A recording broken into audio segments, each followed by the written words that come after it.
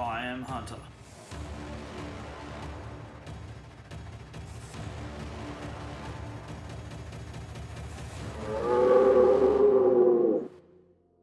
Okay, welcome to I'm Hunter. We've got Garrick Cameron, who's Lord of the Lettuce, correct? Sometimes, No, yes. correct. Anything else? The Lord Yep. of the Lettuce, yep. Also, at the moment, running as a candidate in Huon. Yep. Yep. For the Sugar Specialist Farmers Party? Yep, and a member of and obviously a candidate as well for the SFFP. Yep. We spoke to Robert Borsak a couple of weeks ago, which was pretty cool. We don't really want to delve deep into politics at this stage, so we just want to have a chat to the lettuce, you know, to you, and kind of go through. I've never spoken to a lettuce before. Really, I do all the time. I'm the most talkative one you'll meet. Yeah. So I guess the first question is, Lord of the Lettuce, are you a vegetarian? No, Not shit, a no. vegetarian. No. No. That would make him acceptable. Although I have actually tried it once. This Sheila who worked on lettuce farm, she lived with me and she was a mad vegetarian just for her health reasons, like she couldn't eat meat. And so when we were always cooking stuff on the barbecue, and she was really good. She never tried to push it on us, but she said, "Oh, one day she's like, can I make you guys a meal, like just so you can try it?" And honestly, it was really, really good. Yeah. And I thought maybe I'll give this a go. Like I'll try anything, sort of thing. Yeah. And so I went vegetarian once for 2 weeks, but I found it pretty hard. Yeah. Did you last the whole 2 weeks? Yeah. Was that a goal to do 2 weeks, or? No, there wasn't really a goal to start with. It was just like I'll just try it and see how it goes. But she was like cooking a lot of the food for me. So then when it came to like me cooking the food, I just couldn't do it. Like, And you were like, ribs are really good. And steak. there's that too. Yeah. Bacon. Someone cooked a barbecue, you were gone. Yeah, pretty much. So no, So all those vegetarians, by the way. Yeah, I know. They drink a beer and they're gone. Yeah. If someone cooks a barbecue, offers them a snack. Yeah. Well, Can't turn it down. depends on which way you're inclined. Anyway. So yes, no, not a vegetarian. Good. So by way of intro, tell us a bit about you, mate. Pretty much, I started my working career as a diesel mechanic. Yeah. I did an apprenticeship down at Kingborough Council. And I moved on from there, and I did that for nearly 11 years. And then I just got over the repetitive, like stressful day-to-day sort of stuff. Yeah. So yeah, I just handed my resignation in one day. Just thought I'm over this, and just wanted to do something that didn't involve my brain so much, sort of thing. Yeah. So no thinking jobs. Basically, yeah, just go out there and just work. But I didn't know what I wanted to do. Yeah. So then I applied for this job in the lettuce farm, and that's how the whole Lord of the Lettuce thing started. Yeah. And that was brilliant. That was like a really good balance for me because I was being really active, but I was also like fixing the tractors and working on that sort of stuff. Yeah. So I did that, and then I bought a water truck, and I should say I started filming my stuff on the lettuce farm, and then put it on Facebook, and it just sort of went from there. And then I bought a water truck and stopped working at the lettuce farm, and then now I'm a business development manager for a towing company. But still, the whole lettuce thing, it's sort of, I don't know, it comes and goes in waves. It just depends what's going on in my life, sort of thing. Yeah, okay. But that's pretty much me. Apart from that, I think I'm a pretty normal sort of dude. Missus and 3 kids, and yeah. That's about it. Yeah. Cool. So, with the lettuce thing. Yep. Like, obviously, you hit popularity pretty quick. Yeah. In thinking like 12 months, it sort of went. Yeah, in 12 months, I think I got it was just under 100,000 followers, and then after that. So I think it's been going for like 2 years now. I think after that, it just sort of it dropped off when I left the lettuce farm. It didn't jump. So people were interested in the lettuce. I think it was because there was more, like, I was working with like a dozen other people. Yeah. And it was just, I think a lot of it was about my interaction with the other people sort of thing. Okay. Whereas now, like, I have to be a lot more professional, and like I've always said I'm a product of my environment. Like how I carried on a lettuce farm, I can't necessarily do in my day-to-day life now sort of thing. So you've cleaned up the lettuce. I've never watched any of your stuff. Like, I apologise, but No, I've never watched any of it, so I don't get it. What was the whole lettuce stuff about? What did you do? So it started off like Snapchat, and it was Snapchat hadn't been around that long, and it was just like me like driving the tractor. There was another fella, Cody there. He was like my Robin to my Batman sort of thing. Yeah. So does he know he's Robin? Oh yeah, 100%. But he's the exact opposite of me. He's the exact opposite of me. He's like this really like introvert, sort of shy, timid sort of guy. Absolute legend. But it was sort of good. He was the yin to my yang. And then we had a heap of other people working. We just had this awesome crew that just used to get stuff done, and we just used to, I think still we hold the record for like the most amount of lettuces cut in a day and stuff. Yeah. And we just used to pump That's out a the pretty work. serious record, by the way. It in Tasmania, I should say. So, and there's not heaps of people that do it. I mean, and that's not like including the mechanical methods. Like, we did it all by hand. Are there like adjudicators or anything? Is that... No, that was basically me just sort of figuring out who else cuts lettuce by hand, and yeah, so. This is me going, I cut the most Yeah, lettuce. pretty much. I am the Unchallenged. Lord. Unchallenged. But no, it's and then it was just it was us just I was pretty rude and raw, and like I was like it's involved a lot of yelling and swearing and that sort of stuff. But that's sort of just how it all started, sort of thing. Yeah. Right. People watch the strangest stuff. I found that. It was weird. I get asked, like, the first podcast I think I ever did was with Darren Petty, and he asked me, he said, "Oh, do you think it'd get as big as what it did?" And like, without trying to sound too cocky, because of that reason, I thought that it would. Yeah. But like people watch some weird shit. Yeah, they do. Like, Like, we post stuff up on our Instagram stories and stuff like that, and sometimes, like, I've had this conversation with Dad and with Tash, and I'm like, why do people watch this? Yeah. Why do they, like, I actually don't know why people watch this stuff, because most of it's just normal day-to-day boring stuff. Except to me. when Dad does a story. Real stupid thing. When Dad does a story, he'll sit there for 30 minutes watching over it, laughing at Hey, if it's funny, only if it's funny. I actually do that a bit myself. I never ever used to watch my video because maybe I'm getting old. It must be a dad thing. I reckon it's a dad thing. No, I like this guy. I never used to, because like when it first started, I was like every day I was putting out a video sort of thing, and then I think that's why it grew so quick. And then now it's might be like once a week or once a fortnight. It just depends what's going on. Yeah. I never used to watch my stuff because I was too busy like the next day. But now I do, like I'll put a video up and then I'll be sitting out in the bar having a smoke or something. The missus will come out and she'll be like, "Are you watching yourself again?" I'm like, yeah. But, I can't help it, I'm hilarious. Are you watching yourself? yeah. I've been caught a few times. I don't want to talk about it. I get caught out because, like, I'll post up stuff that I think is completely normal. Yeah. Like, when I tanned up some, like, I didn't tan them up, I just dried out some little rabbit faces that a girl gave me to tie flies. Yeah. And I posted it up on there, and, like, because I was trying to figure out what to do with them. I'd never done it before, and so I just put some salt on them, and I put them on an oven tray, and I just left it on the kitchen bench. Yeah. And so I posted a story up of doing it, showing people in case they And wanted she to looks try it out. super serial killery. And I had like 8 messages of people being like, "What the fuck are you doing that for? Like, what have you got these rabbit faces for? Or, what are you doing with rabbit faces?" And I'm like, I thought it was just a completely normal. Yeah. And just totally normal to just do that. And then the neighbour's kid came over, and that's when I thought, maybe this is a bit weird, because he was like, "Why is there rabbit faces on the kitchen bench?" And it was it the day before we had a whole deer up there that we were cutting down? Yeah. And I think that kid's definitely scarred for life. Yeah. And he was asking all these questions. We had a forester up there and a deer that I'd shot on under crop protection here.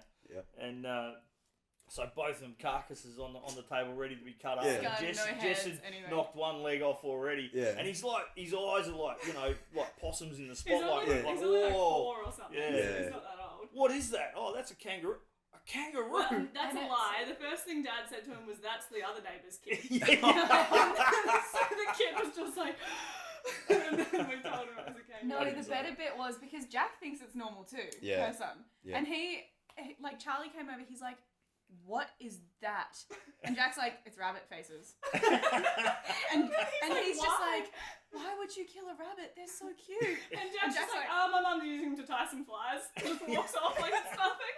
I've talked to my young fella, because he comes with me hunting a lot as well, and I say to him, like, and he gets really excited. I'm like, I know you want to tell your friends, like, you just got to be careful with this stuff, because to a lot of it can be a bit, full on sort of thing.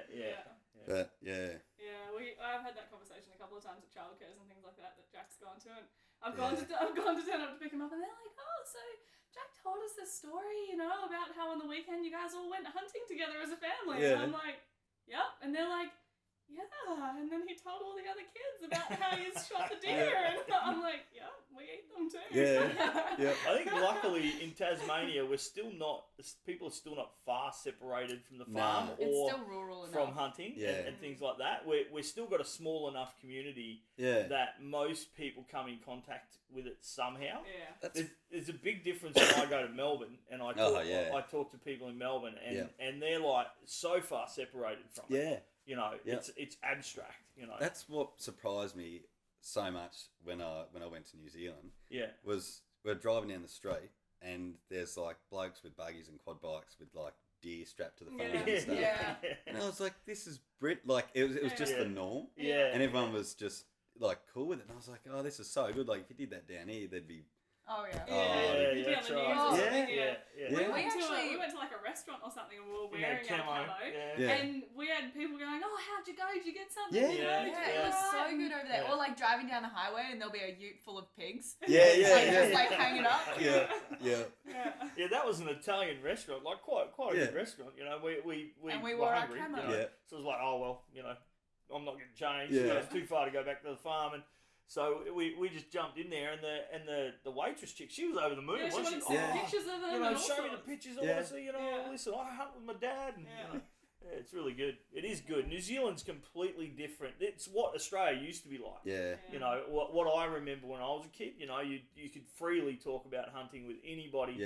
Everybody kind of knew something about hunting. They knew where their food came from. They knew hunting could be a part of that if you wanted it to be. I'm pretty sure they've also got some program in there. It's either in childcare centres or in like kinder or something like that, which is teaching kids about firearm safety. They have like little cardboard cutouts of guns and targets and animals and stuff like that. It's all about teaching them the safety around firearms, so not to point them at people and all that different stuff, just because they know that it's so common that kids are going to be around firearms. Yeah, for sure. It's a program that they've got, and I think that kind of stuff is awesome. To have that. Yeah, I agree. I was like the whole lettuce thing. I didn't put anything on there about hunting, like at all. I didn't. Not that I was, but I know that for that reason, a lot of people get a bit funny about it. And I thought, oh, well, it's just I don't want to have that argument or anything.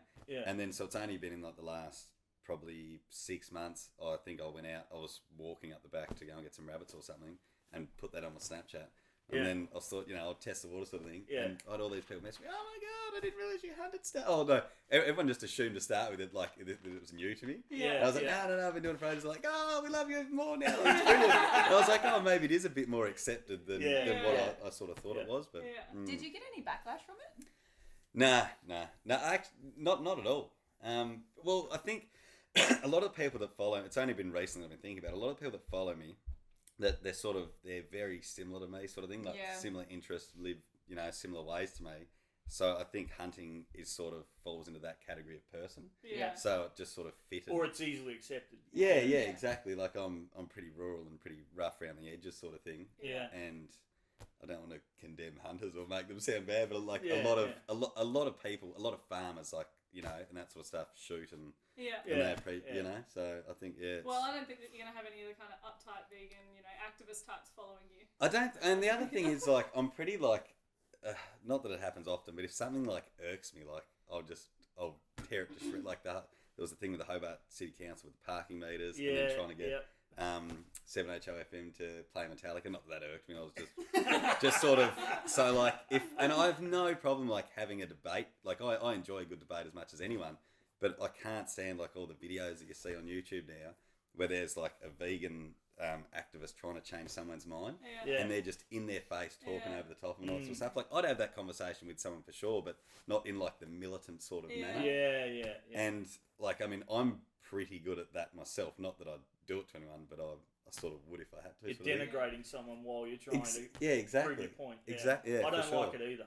You know, like the girls watch and Kieran, my son, also they watch a few different people, like US guys and whatever that do this kind of change your mind stuff and whatever else.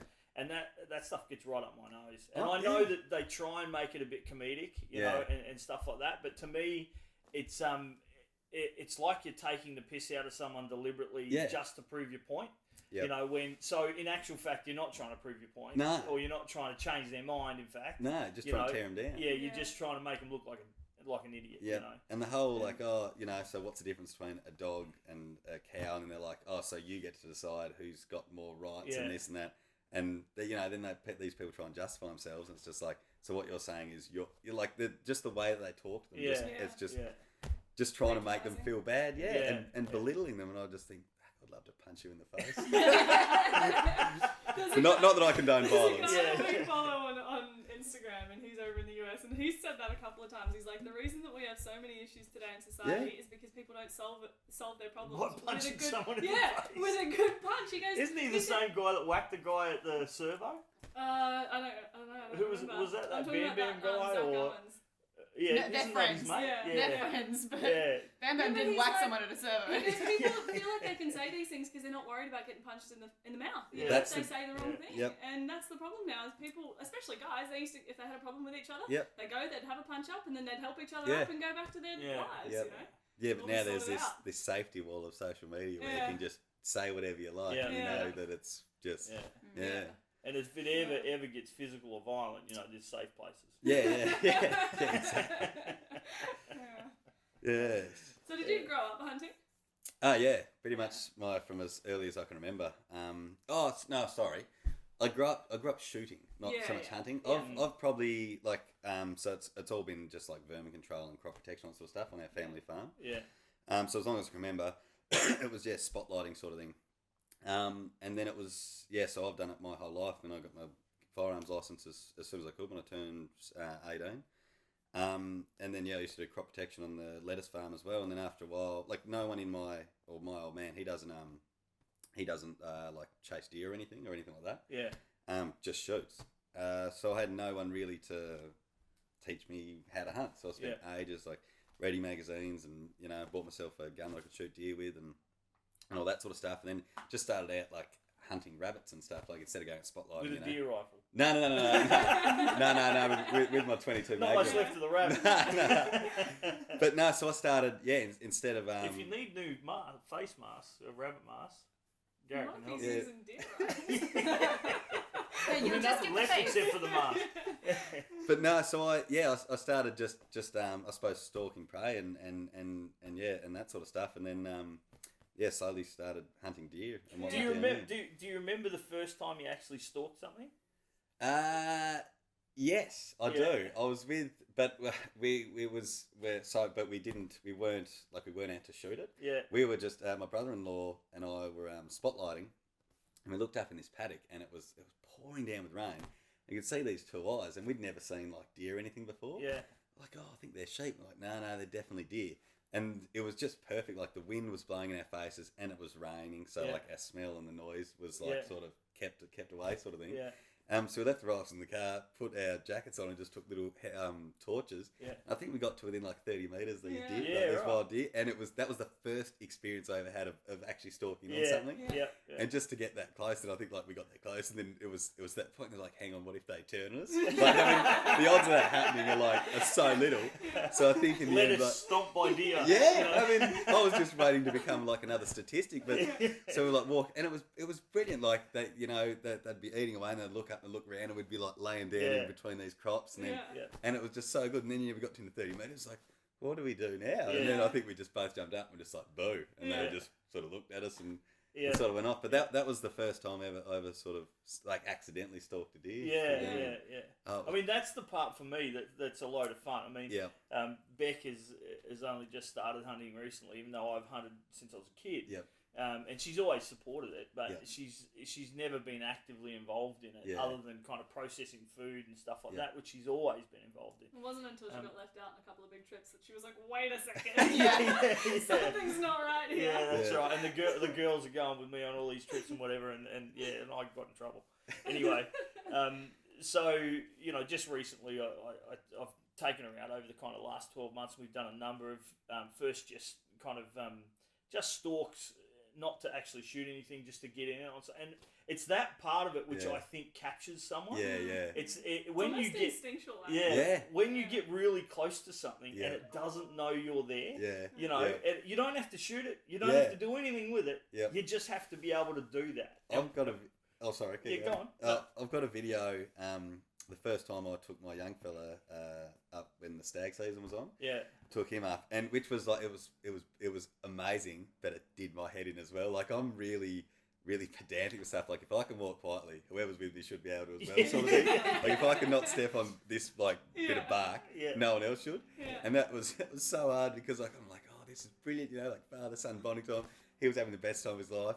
And then he'd like make a bit of noise. I'd just turn around. I'd just think, why did I bring you? Like, you little turd. And then I'm, no, hang on. That's like, you know, it's. How old was he? Well, he's 11 now, so he would have been like 9, I think.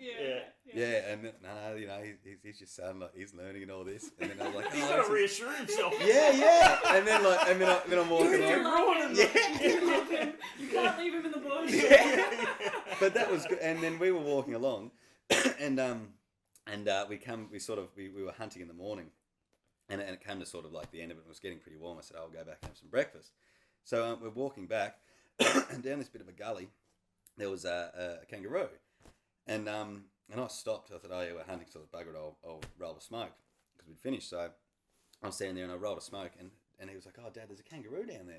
I was like, oh, I said, go and see how close you get up to it. And watching him do that and he got within like, you know, from me, like, well, from me to your way sort of thing. Yeah. And that was brilliant. Like him and all his camo gear, just sort of walking down, and he'd look and he'd stop and he'd freeze and he'd be there trying not to like wobble over. And he got so close. And then he came back up and he said the same thing. He was like, I can't believe how close I got to it. Did you see how close I got? He was like, I could have jumped on it. I was like, I'm glad you didn't. But yeah, it's definitely that stalk sort of thing. For sure. I think that's one of the reasons I like bow hunting. Yeah, because you get so close. Yeah, I've never done it. I've never done bow hunting, but I've always wanted to. Yeah. We only started it's a year fun, and a half but ago. it's just like you said with your son, it's flipping frustrating. Yeah, that's because she had no patience. Like we've gone bow hunting on 2 different trips overseas. So we went New Zealand, not last year, but the year before, and South Africa that year as well. And we were both supposed to be bow hunting both times. Yeah. She gave it up within a day. In New Zealand. I get to 100 metres and I'm like, I could flip and shoot this thing through 3 times over. Yeah. And I'm still going to get another 60 metres closer. So neither of us got anything in New Zealand because it was just too hard. Yeah. And then South Africa, I spent 4 days hunting a nyala over there. Yeah. And she was supposed to be bow hunting. She's like, no, screw it. I'm getting my rifle out. And she goes, why don't you just get the rifle? You could have shot this thing already. I'm like, no, I'm going to do it. And what was even worse is when Tash actually did shoot the nyala, and she got it well, but they couldn't find it. Yeah, right. Yeah, it got away. Oh, like didn't end up finding it at all. Well, we did the next day. Yeah. But that sucked. That was terrible. Like having to leave. Yeah, I hardly slept that night because they were like, no, the shot was good. It was just a little far back. It'll be dead by morning. Yeah. And I'm like, but I've never not got never not got it afterwards. Like it's always just dropped on the spot. Yeah. Because I've been rifle hunting since I was like 15. Yeah. And I'm like, this isn't okay. Yeah. One of the funnest things and even we did our on distance that trip, shots, even our distance shots and stuff, we all usually have someone backing another person up. So, you know, if there's a chance that you didn't hit it right, it's going to cop another bit of lead real quick. Yeah, you know? But like with a rifle, it's got systolic shock as well, so it stops their heart. Yeah. And Whereas with the animal over. with a bow, it's like it's just real sharp. Yeah. So you don't have that like hit of it going down. Yeah. And it did go down, and then it just got back up and ran away, and we were like. They found it not far from where she'd shot it. It had doubled back and was like 50 metres from where I'd shot it. Yeah, right. One of the funnest things we did on that trip was bow hunting these little ground squirrel. Oh, yeah. These tiny little ground squirrel live in these little holes. They dig little burrows for themselves. And Tash and I, like during the lunchtime break one year, I was sitting on the balcony they were laughing after we'd been. We had walked like 16 k's a day minimum, right? And I was knackered, sitting on the freaking balcony, having a beer, with and I'm the sitting guy. And there's this little ground and squirrel. I'm watching these idiots running around chasing ground squirrels. With their bow. We were like having to try and stalk him and hide him behind these tree stumps and stuff. I missed so many times. At like 10 yards, thinking, I missed. You know, the bloody, they're using broadheads. These things are like freaking $50 a pack. Yeah. You know? And these things are like this big. This little squirrel is like that big. Yeah. I missed so many times, and she was trying to get it on camera. Yeah. And every time I missed. Yep. And I'm like, what is going on? And I can't get it. Fun. And then I see it, like we're up at the balcony again, and I see it, and I'm like, Jess, it's back. She's like, yeah, you're not gonna get it. It's fine. Like, I'm not coming down. We spent like almost 2 hours trying to stalk this thing around a spot that was like maybe 100 square meters. Yep. Like it was so small, but it just kept dodging us. Yeah. But by this stage, she's like, yeah, no, you're not gonna hit this thing. Like, I'm not coming down with the camera. So I'm there by myself, like ranging it, 42 yards. Yeah. and I freaking hit the ground squirrel. And she's like, did you just actually hit that? And I'm like, yeah, I got it, and you didn't film it. So then we cut it up and we put it on the braai when they had the barbecue that night. Yeah. And they're cooking up our dinner, and the guys are looking at us like, It looked like it's a rat. flippin' rat. They're like, you guys are eating this thing and it's like a rat. It was delicious. We put some braai salt on put some it. seasoning on Yeah. it. Barbecue. It was like chicken. I don't think they'll invite us back. They're like these crazy Australian girls cooking up. Jess a shot one ground off the back of the ute. We were coming back from a hunt, and she's like, "There's one! Stop! I've got my bow." Shoots it off the back of the ute. It doesn't matter what it is. So going back, rewinding a little bit. So you're not farming anymore? Nah, the only sort of farming that I've done per se is on the lettuce farm. Yeah. I live on our family farm, but I try to have as little to do with it as possible. Okay. I only pretty much. Except for rounding up sheep last night. Yeah, that was fun.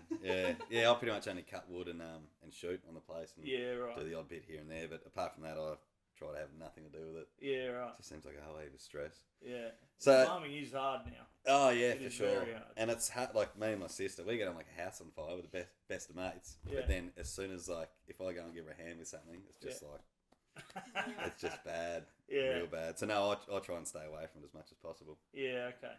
Okay. And the farmers' relief thing, like this thing you've done over the last kind of week, like here in Australia at the moment, just for everybody listening, we're right in the middle of the fires, kind of towards hopefully we think the end of it. Massive fires in Victoria, massive fires in New South Wales. Yeah. Tell us about that, mate. And if you want to, also, if you're going to carry on with that stuff, by all means, give a plug and tell us what you're planning to do. So pretty much when it all happened, like when it first had happened, it was just like I was watching it. And cool, the fires, they tore through our farm when they came through Denali in 2013. Yeah. And we lost like 37 kilometres of fences and a shearing shed. We lost 9 sheds all up and all our hay. Just demolished the place sort of thing. It happened so quickly too, doesn't it? It was nuts. It was absolutely nuts. And the biggest thing that I remember is the old man was on it pretty quickly. He got onto our local rural supply place and brought us much fencing gear as sort of he could afford. Yeah. And then within a day, the whole place was wiped out. Yeah. And we were just trying to build fences just to, it was like, right, everyone's alive, we've done what we can. Let's try and start getting our lives back together. Yeah, yeah. And that was the hardest thing, getting just getting the fences up. Like fencing sucks at the best of time. Yeah, I agree. I've done a lot of it when I was younger. Oh, yeah, it's terrible. So yeah, doing all that, and then we had people donate us hay and stuff, and watching it all happen, I was like, shit, what can I do? I wanted to do something. Yeah. So I thought I'll send. I started looking at sending hay over, and then I worked out the numbers. Spoke to my brother-in-law. He's got a truck and a semi. And to take the truck and the trailer from here over to New South Wales and back, it was going to be somewhere between like $7,500 and $8,500 just in fuel and the boat. Yeah, right. Which makes the load of hay just so overpriced. Like it would be better off trying to buy it over there or something like that. Yeah. So then I thought, no, there must be another way. So I got onto Monson Logistics. Yeah. I rang them up through a contact through work, and he follows my lettuce stuff, which was good. That was sort of a nice icebreaker. I rang him up, and he said, this is what I want to do. He said, how can I help? And I said, well, I need a 40-foot trailer, and I want you to send it over the water, and I don't really want to pay for it. Yeah. He said, oh shit, I don't know. I've got to talk to the director. I'll get back to you. And he rang back like 3 hours later, and he was like, yeah, we're in. We'll send it over for you for now. We got the trailer. I burst into tears. I was like, oh man, this is just brilliant. Like that was the hard part done. Yeah, yeah. So then after that, I was like, well, now I need hay. So I went around to, and a lot of people messaged me saying, can we give you money to buy this sort of stuff? But I was trying to stay away from that as much as possible because it can get messy and you can get accused of things, Yeah. So I went and saw Rural Solutions, who's the rural supply shop down near me. Yeah. And asked them if we could use them as sort of a depot. People could come and drop stuff off if they wanted to. And people could ring up and donate money to them, and then we could spend it on stuff there to send over. Yeah, okay. And also like horsey people tend to love horses a lot. So people could ring up and buy specific items that they if they worry about horses, they could buy horse food and scribble messages on the bag of food and all that sort of stuff. Pinecrest was it Pinecrest? No, sorry. global. Don't get the wrong people. No, global poly water tanks. I went and saw them, and I said, "Oh, this is what I'm doing. This is what I want to do. Can I have some water troughs?" And they said, "Oh, I don't know. I have to speak to the big boss." And they went and made some phone calls, and they said, "Yeah, come out. We can give you some." I was like, "Oh, perfect." And went out, and there's these 300 litre water troughs there, and they said, "Oh, yeah, we can, with these." And I said, "Oh, perfect." And they said, "Oh, yeah, sweet." And that's going. I said, "Oh, how many can I have?" And they said, "Oh, only 6. Is that all right?" Yeah. It's like, that's brilliant. I was expecting like 1 or 2. Yeah. So that they gave me a heap of water troughs. The Shooters, Fishers and Farmers Party, they donated cash that we spent on fencing gear. There was $3,500 all up that got donated to Rural Solutions, and then went in there, and then I was like, "Crap, what do I spend this money on?" Yeah, yeah. So we bought we bought 400 star pickets. I think it was just nearly 2,000 tie wires for star pickets. Yeah. Didn't buy any fencing gear as such because farmers are it's like a caliber of rifle. Yeah, people yeah, really, yeah. Yeah. This is what I want. This is how I want it strung. Nothing else will do, sort of thing. Yeah. And there was 26 square bales of lucerne and 20 bales of 20 square bales of lucerne, and we got 26 bales, I think it was, round bales of hay between my farm and Brim Creek Dairy. Yeah. That and then I was like, well, I need more trailers, so I got onto Tas Heavy Haulage. Yeah.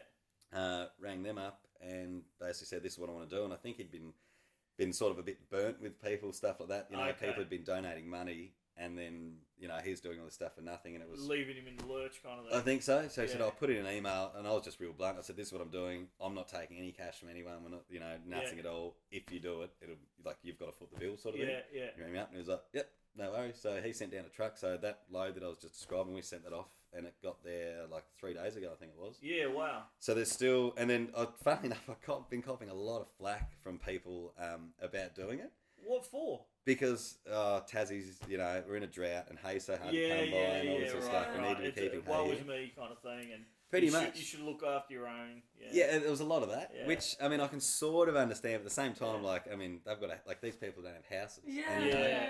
So after reading that, I thought, well, okay. I actually watched your story about that.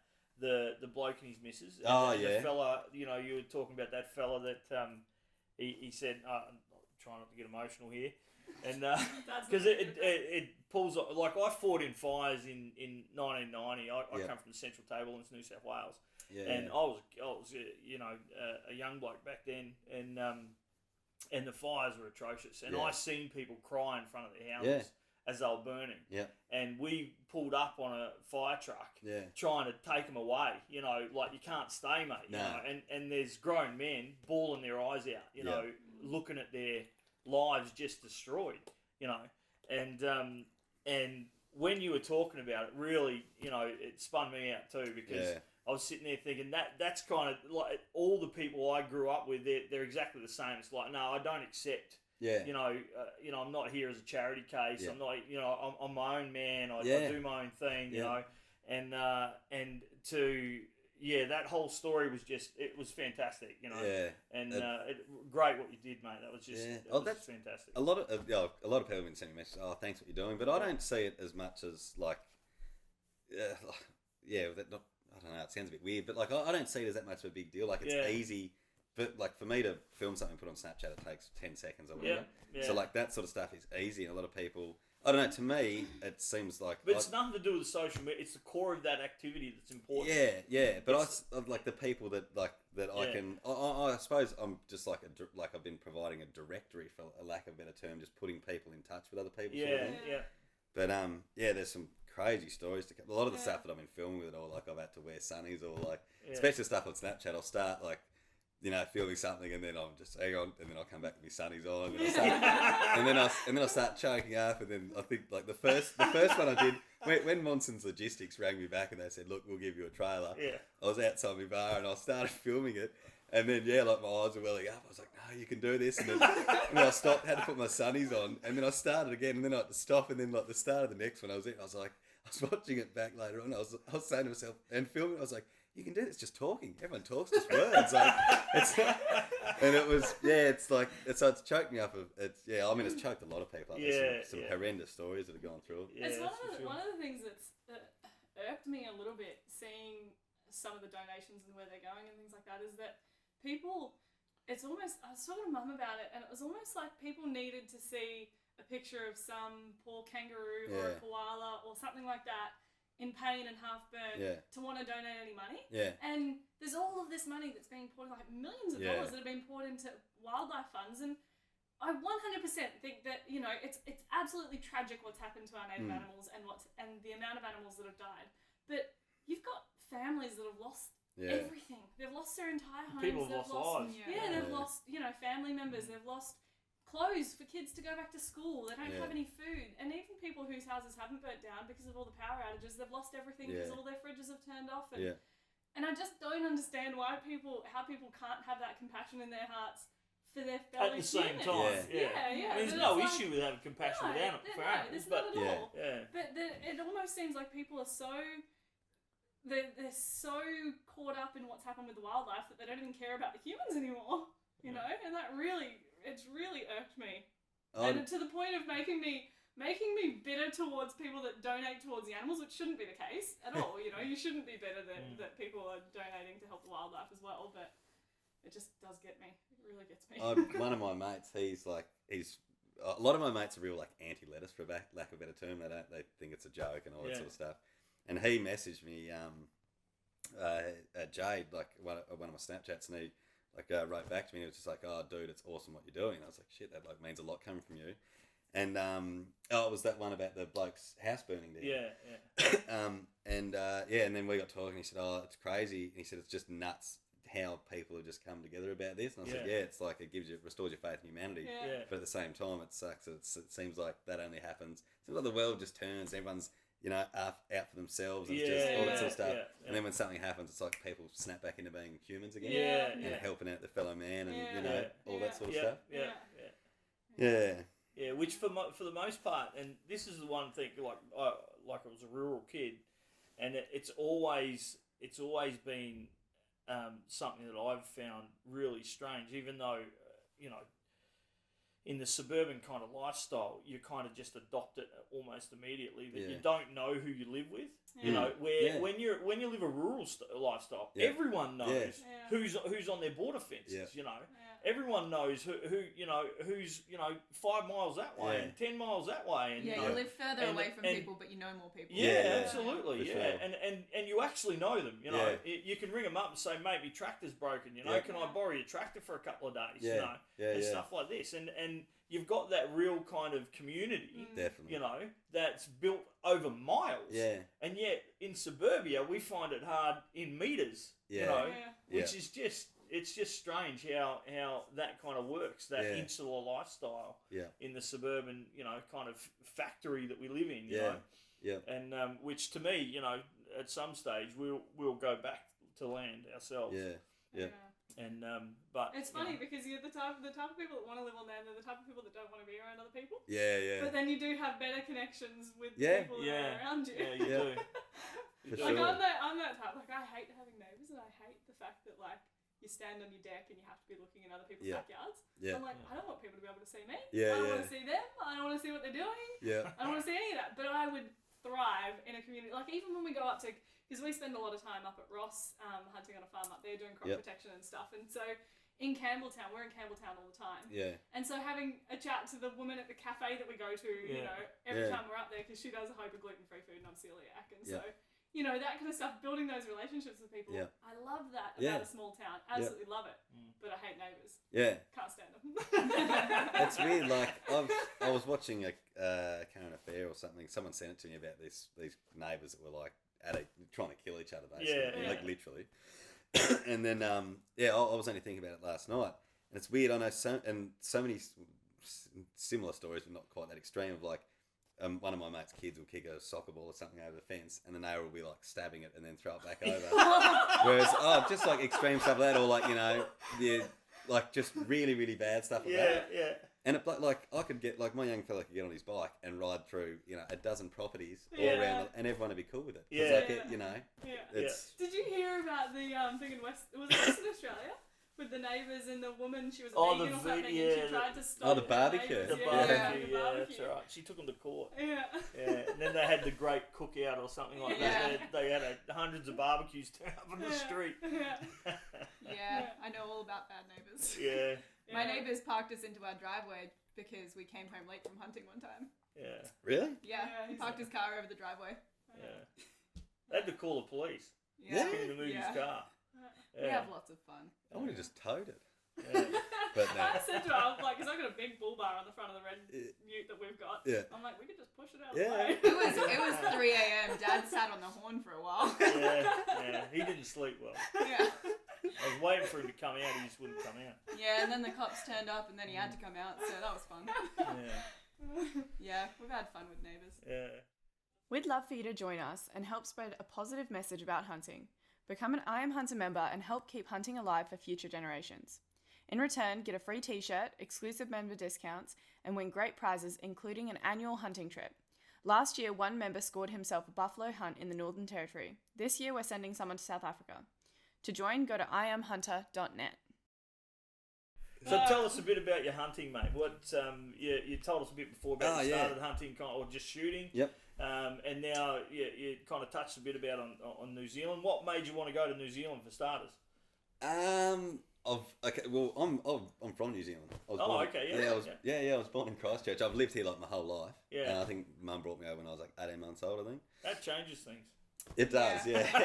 It does. But I've always been... Does everybody know this? Yeah, it's pretty common knowledge, I think. Right. I mean, I don't hide it or anything. Okay. That's cool.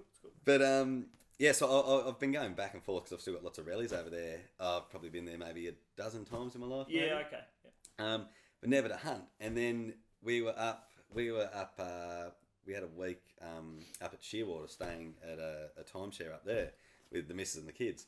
And I'm always going on about, I'd love to shoot a red, to shoot a red, rah.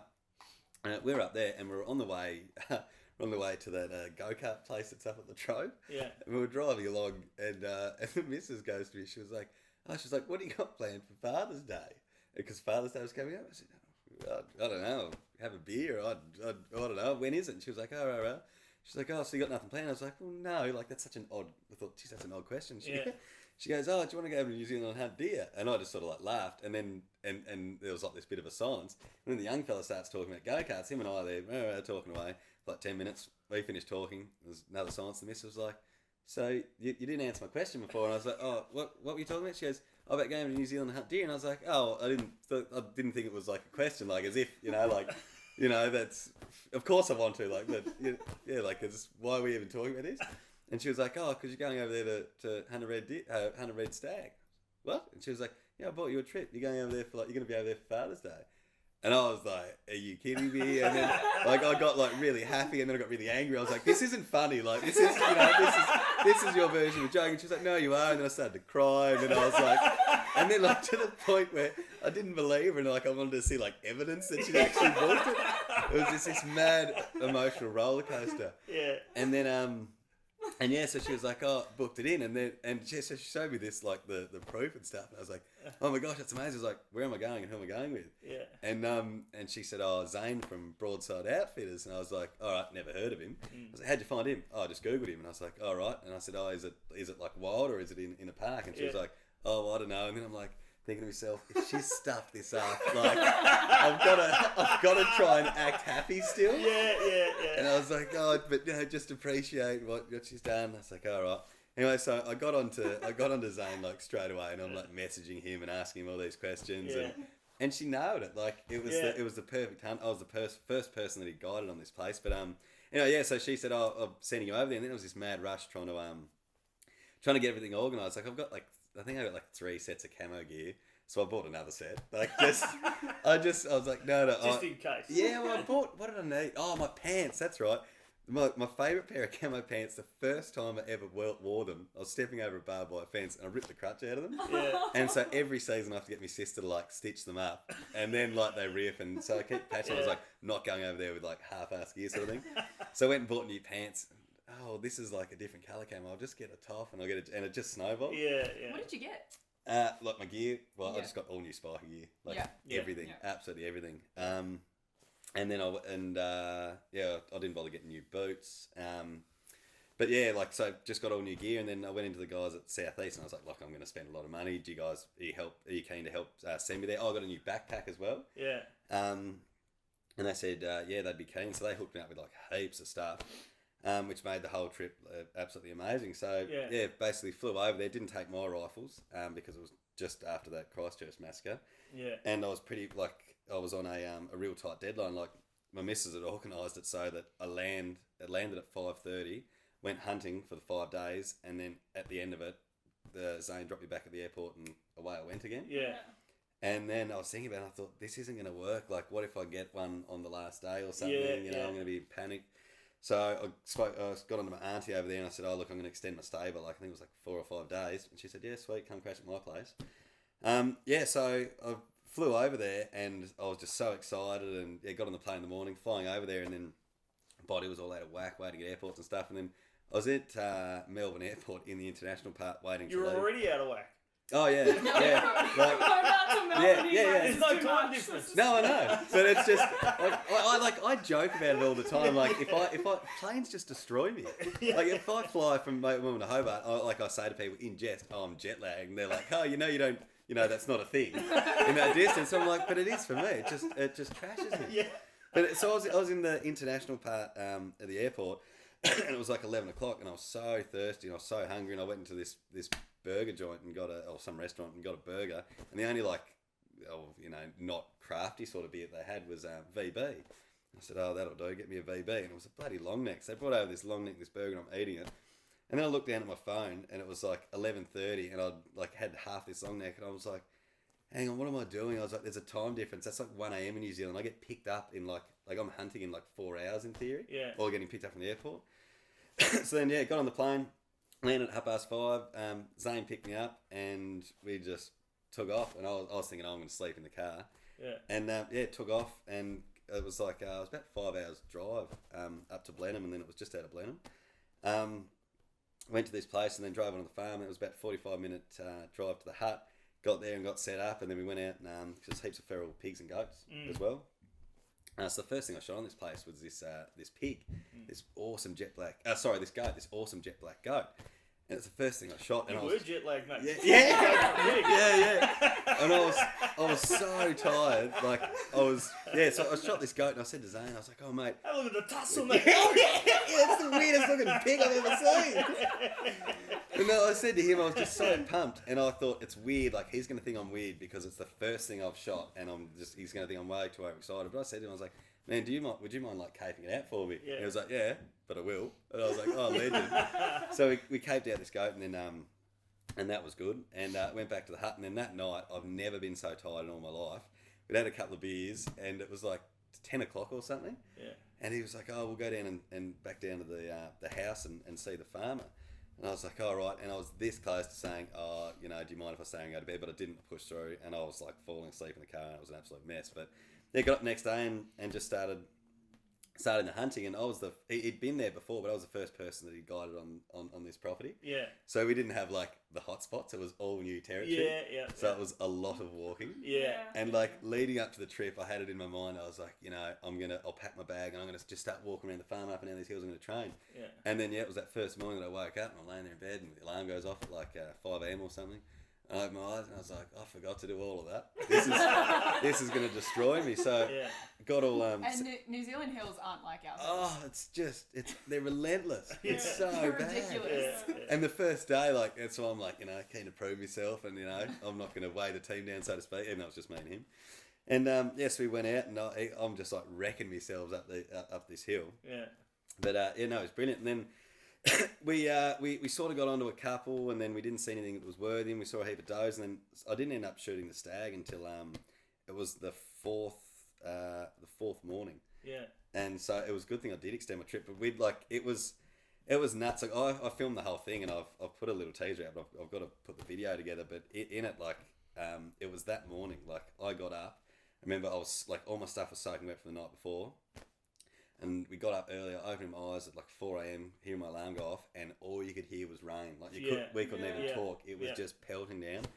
And in this video, like I'm recording myself, and I was saying like it's mind over matter now. Like, and it was like it was to a point where I was starting to think to myself, even though I like to think I'm a good hunter. Yeah. Thinking, why did you think you could do this? Like, you're not that good. You know? Yeah. Which made it all so much sweeter when it actually happened. But so I got up that morning, put my clothes on, and we rode the quad bike down to this spot and then got off and we started walking along and we come over like this bit of a ridge and I was just sort of like, I was almost at like the lowest of the low sort of thing. Like I was just, this isn't good. And then next minute Zane's like, grab me. He's like, quick, get ready. Oh, what's happening? And there's these 3 stags and I'm like, there's water in my eyes and like everywhere. And I was like, oh. You're soaking wet. Yeah. And so I'm like, I've got my bag off and there was like sort of this old formed, wasn't like a road, must have been like a fiery track or something. Yeah, fire trail, yeah. Something like that. And there was these 3 stags and he was like, oh, get the one in the middle, I was like, yep, sweet, I'm on. So, and he's like, set up, get ready. So I'm like, they were sort of playing with each other. Yeah. So I'm like laying down and I couldn't get up enough and then I'm up on my knee and then I'm back down and then 2 of them were like, they knew something was up, they didn't know we were there. Yeah. And they came down and they jumped over this, the one that I ended up shooting before I shot it, jumped over this bit of a creek and come up and it was like, wandering along and Zane barked at it and as soon as he did it just stopped and looked at me and then bang, squeezed the trigger and so it was only like I was probably like a 70 metre shot, so it was really, really close, and I was like bang, like I felt so good in the shot and everything, and it jumps back like out of sight over this creek and I'm like, yep, you beauty, and then up the other side just as if nothing happened, like prancing along, and I was looking and I was like, what's happened? And then it was just silence, and I was just standing there, just watching this thing, and then it sort of disappeared. And then Zane like looks over and he's like, "You hit that, yeah?" And I was like, "Definitely, man." I was like, "That was like mint." I was like, "Lung shot, like 100%." Like I definitely got it. He's like, "Oh yeah, you felt good in the shot though," and I was like, "Dude, I definitely got that." And he was like, "It's just the way it looked." I was like, "I know." So then we wandered up and then found blood, and it didn't get far at all. Like it just came over this bit of a crest, and so it only ran. Geez, it wouldn't have even been 50 meters. But it is surprising, isn't it? Sometimes when you see that happen, like I've seen kangaroos do it. Like small kangaroos and stuff like this, where you know you've made the perfect shot. And we've got up to them, but they've run 50 yards. And their chest is open. They got nothing in there. We were walking, like when we found blood, and then I was just like, oh, like yes, like I'm happy. I knew that I hit it, but I'm like happy. And we were walking along this side of this creek. There was just this, it would have been like maybe an 8 metre straight drop, and I'm walking along and I'm like, he's falling down there. We're gonna have to try and drag us out of there. But it hadn't, and then we got it out, and then it was just, I was like crying, and like this dude, I've only known for like 4 days. I'm like wrapping him up in like these big hugs, and he's like, I went up to him and he's like, think I'm gonna high five. He's like this, and I'm just squeezing him and just like crying into his shoulder and stuff. I was just so happy, and it was the best thing ever. So and then it was lucky that I sent him a trip because everything was so wet. His car broke down as well. That's another story. So we had this quad bike. And the farm was kind enough to lend us, but it rained that hard that we couldn't get Zane's car back out to camp. So we had the farmer's quad bike, and so we shot it and took that back and sorted out the meat and hung everything up. And then it was raining that hard. The farmer had like this little cottage sort of thing. It was just like mint. He said, "Oh, you can stay in there tonight if you want." I was like, "Oh, perfect." Hadn't had a shower in like 5 days. And electricity and all that stuff. Thought, this is going to be spot on. But we had to go back and get all that stuff. And he goes, he said, I've got a dog trail that you can take. So we had this tiny little dog trail like this.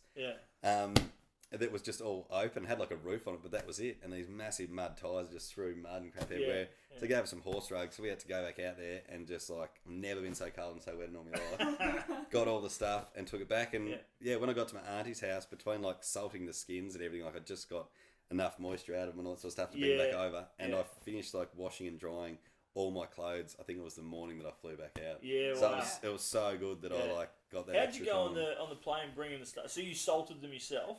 So all you did is salt them? So pretty much we just took the skull caps. So we boiled them out. Bought bleach as well when we were over there. Purely for I'd never heard of that before, but like they were clean. They just looked white as, but we poured bleach over just so they had a chemically smell, so they didn't smell meat or whatever. And then the skins, just salted them, just tried to get as much moisture out. And then I went to Bunnings. I got washing machine water hose. And these like 10 really, really tough plastic bags and some duct tape. And then I just put I had my red deer cape in one bag, the rest of the red skin in another, the goat cape in one, and then just cut up the this washing machine hose and put it over the points. And then just had that in its own suitcase. I went in and got this docs form, which is their equivalent of agricultural service TAS or whatever. I printed out 2 of them, so I just had this suitcase that had it was perfect, these 3 bags of skins, deer antlers cracked across like that, and then just this docs form just on top, and then I had one in my wallet as well because I was like, oh, what if this guy, and then came into Melbourne and the bloke was a legend, I declared it all and everything. He said, oh, I've just got to have a look. I said, yeah, and he had a look and he was like, oh, you do this a fair bit. I was like, man, this is my first time. And he was like, oh, this is brilliant, you've done really well. And I said, I was just trying to have all my ducks in a row sort of thing. So that side of it was really, really easy. Good stuff. It was good. But it was that's the first time I'd ever been on a guided hunt. And I remember I've always had I didn't think it was a cocky attitude, but I always thought, I'm a good hunter, and I always intended to go over there. I thought I'll get onto some public land, or I can I don't need a guide sort of thing. But it was the best thing I've ever done. When I've been doing it for a while, but then when I came back in reception, I rang the missus and I was like, oh, thank you so much. This is the best thing ever. And I said, oh, I've learned so much. And she said, oh, I thought you were a really good hunter. I said, yeah, so did I. Always the learning. guides over there are just so amazing. It was, and not only I'm sure that a lot of people could be a good guide, but being able to read the other person, all that sort of stuff. He could, we were wandering along, and then Zane could tell that I was getting a bit, if I was a bit knackered, and then he'd come over and be like, here you go. As if it was some drug deal, and he'd give me Starburst lollies and stuff. Sweet. And then let's stop for a drink for a minute. And all a bit of chat, And mate, conversation flowed really easy. It was just, it was amazing. And then, as I said, I didn't take my guns over, so we had using a 7mm08 and a 300 Winchester short magnum. And I'd never played around with any of them. And I'm glad that I didn't take my guns because, I love the 300 so much, I brought one as soon as I came back. And we were, and just, so much to learn about caping stuff out and, other tricks of the trade. And, my phone case, these scope cam things, have you seen them? We've got them. I've never even heard of them before. And then, so he had it set up on the spotting scope. And so he was, filming my kill shots and stuff. And then, it just opened up a whole new world. I was shooting goats and out to I think 800 metres was the furthest shot, and I never would have when they started off, there was a mob of them. They were up on this hill, and it was 300 metres, bang, and then they kept going out. And then it got to the point it was 500-600 metres. I was like, man, I don't know about this. He's like, haven't you ever shot this far before? And I was like, no. And he's like, well, you haven't missed. And I was like, and it was and I'd never done. And he was putting doing the calculations. Elevation, all this. Click, click, click, click, and I've never done any of that, and it was just so good. It's pretty commonplace over there to do that kind of stuff because they hunt big hills. Oh yeah, and gorges and valleys and stuff like this, which are quite steep. And it's one of the things that it is an eye opener for most people. If you do 100%. Go with a guide over there, if you go by yourself, well, you probably get something, which is great. Go for your life, but getting a good guide, especially one that's got a good setup, like a good rig, to hunt with, that's next level because you do learn stuff. Doesn't matter how long you've been hunting. I've been hunting for, I don't know, since I was about 9, and 130 years. Well, back when we were loading the ark with Noah, the kids would say, and there's plenty of stuff you can learn. Doesn't matter who you go with anyway. You'll always learn something if you want to. But the guides, and it's one of the things that we've kind of always looked for as well, even with our business with Hunt Shack, is looking for guides that have that something. Just that bit more. That makes all the difference. And it's not just about going and shooting something. It's not just about finding something, but they have that bit more. It's like for them, it's not just a job or it's not just an activity. It's a genuine interest as well. And they love to share it. And that's the great thing about it. If you get a guy like that, that's the perfect guy. And because also, for us, it doesn't even matter if you don't shoot the animal you absolutely wanted to shoot. If you want to enjoy it, you will definitely enjoy it. Because those guys make it happen. You know? Yeah, and for us, we like to have like a bit of banter with our guides. Yeah. So all of our the guides piss are take like that. doesn't stop from start to finish, mate. I only when I put the teaser video together for my trip over there and stuff. The first, like I got off the plane and then it's us in the car and like it's me on the camera. This you can see Zane driving and I'm like, look, half a seat. I'm like, all right, we've arrived in New Zealand. Zane's a Kiwi, so he struggles with the language a bit. I turn around, I'm like, we're very happy to have you, Zane. And it was just bang. Like I was a bit nervous about that. Then after that, it was just it was sweet. But you're right, like that just makes the apps like absolutely everything. Like just makes the world a difference. And I learned so much about so much stuff. Like even little things, like as you know, I've been hunting a long time. Something as basic as like taping up the end of your gun when it's raining. Yeah. Never heard of that before. Never ever in all my years. And so that morning that I shot the stag, we're getting everything ready. He's like, oh, you're good. And I was like, yep. Got the gun. And he's like, oh, pass it here for a sec. And he's looking around this kitchen, this little hut. I was like, what are you looking for? He's like, I don't have any tape. Yeah. And I was like, what do you want that for? And he's like, you put it around the end of the gun. And I was like, that makes so much sense. I was like, why have I never heard of that? You know, otherwise no one ever told me. And we didn't end up finding any, but we found like those plasticky rubber earbuds. So, just had one of them in the end of the gun. That worked brilliant. And then found it after I ended up shooting the stag. And then I was like, oh, I'm going to keep this like sentimentally. And then I was walking back. I was like, what am I doing? But yeah, no, a good guide makes all the difference in the world. Like, as I said, I never had any intention of being guided. Like I was very, but I'd take any opportunity like that to. I mean, anyone that you go hunting with, everyone does stuff differently, and you know, there's always stuff to learn. There's so much to learn too, like the different species, the landscape, all of it. You know, there's always going to be so much to learn, and especially when you are traveling somewhere new that you haven't been and that you haven't grown up in, and things like that. It's so useful having someone who has got all of that knowledge because it takes a lot of time and effort that you've got to put in to gain that knowledge yourself if you're going to go and do it yourself. And I'm sure it's possible, you know, people can go over there and they can hunt public land and be successful. But doing it with a guide is just like the next level, you know. Oh, for sure. One of the best things was, because we hunted over there in the raw, one of the best things was the guide roaring back at the deer and then them like replying to it. And you're just sitting there like, you're speaking to deer right now. Like, what are you doing? And he'd do all different types of them. And like he'd croak at the fallow and he'd roar at the reds and they'd all be doing it back and you just like sit there like, this is amazing. Like, and I never would have thought to do that. And it's kind of like the Queenslanders and then certainly New South Wales and even some of the guys in Victoria and stuff like that, they do experience it, but here in Tassie we don't because we're not allowed to hunt the rut. That's my missus got me this shirt for Christmas. On the back of it, it's like, "Do you even sleep in the raw?" And I was looking, like when I opened it, like had a bit of a giggle. She was like, "What?" And I was like, "Well, it doesn't really apply to Tassie, does it?"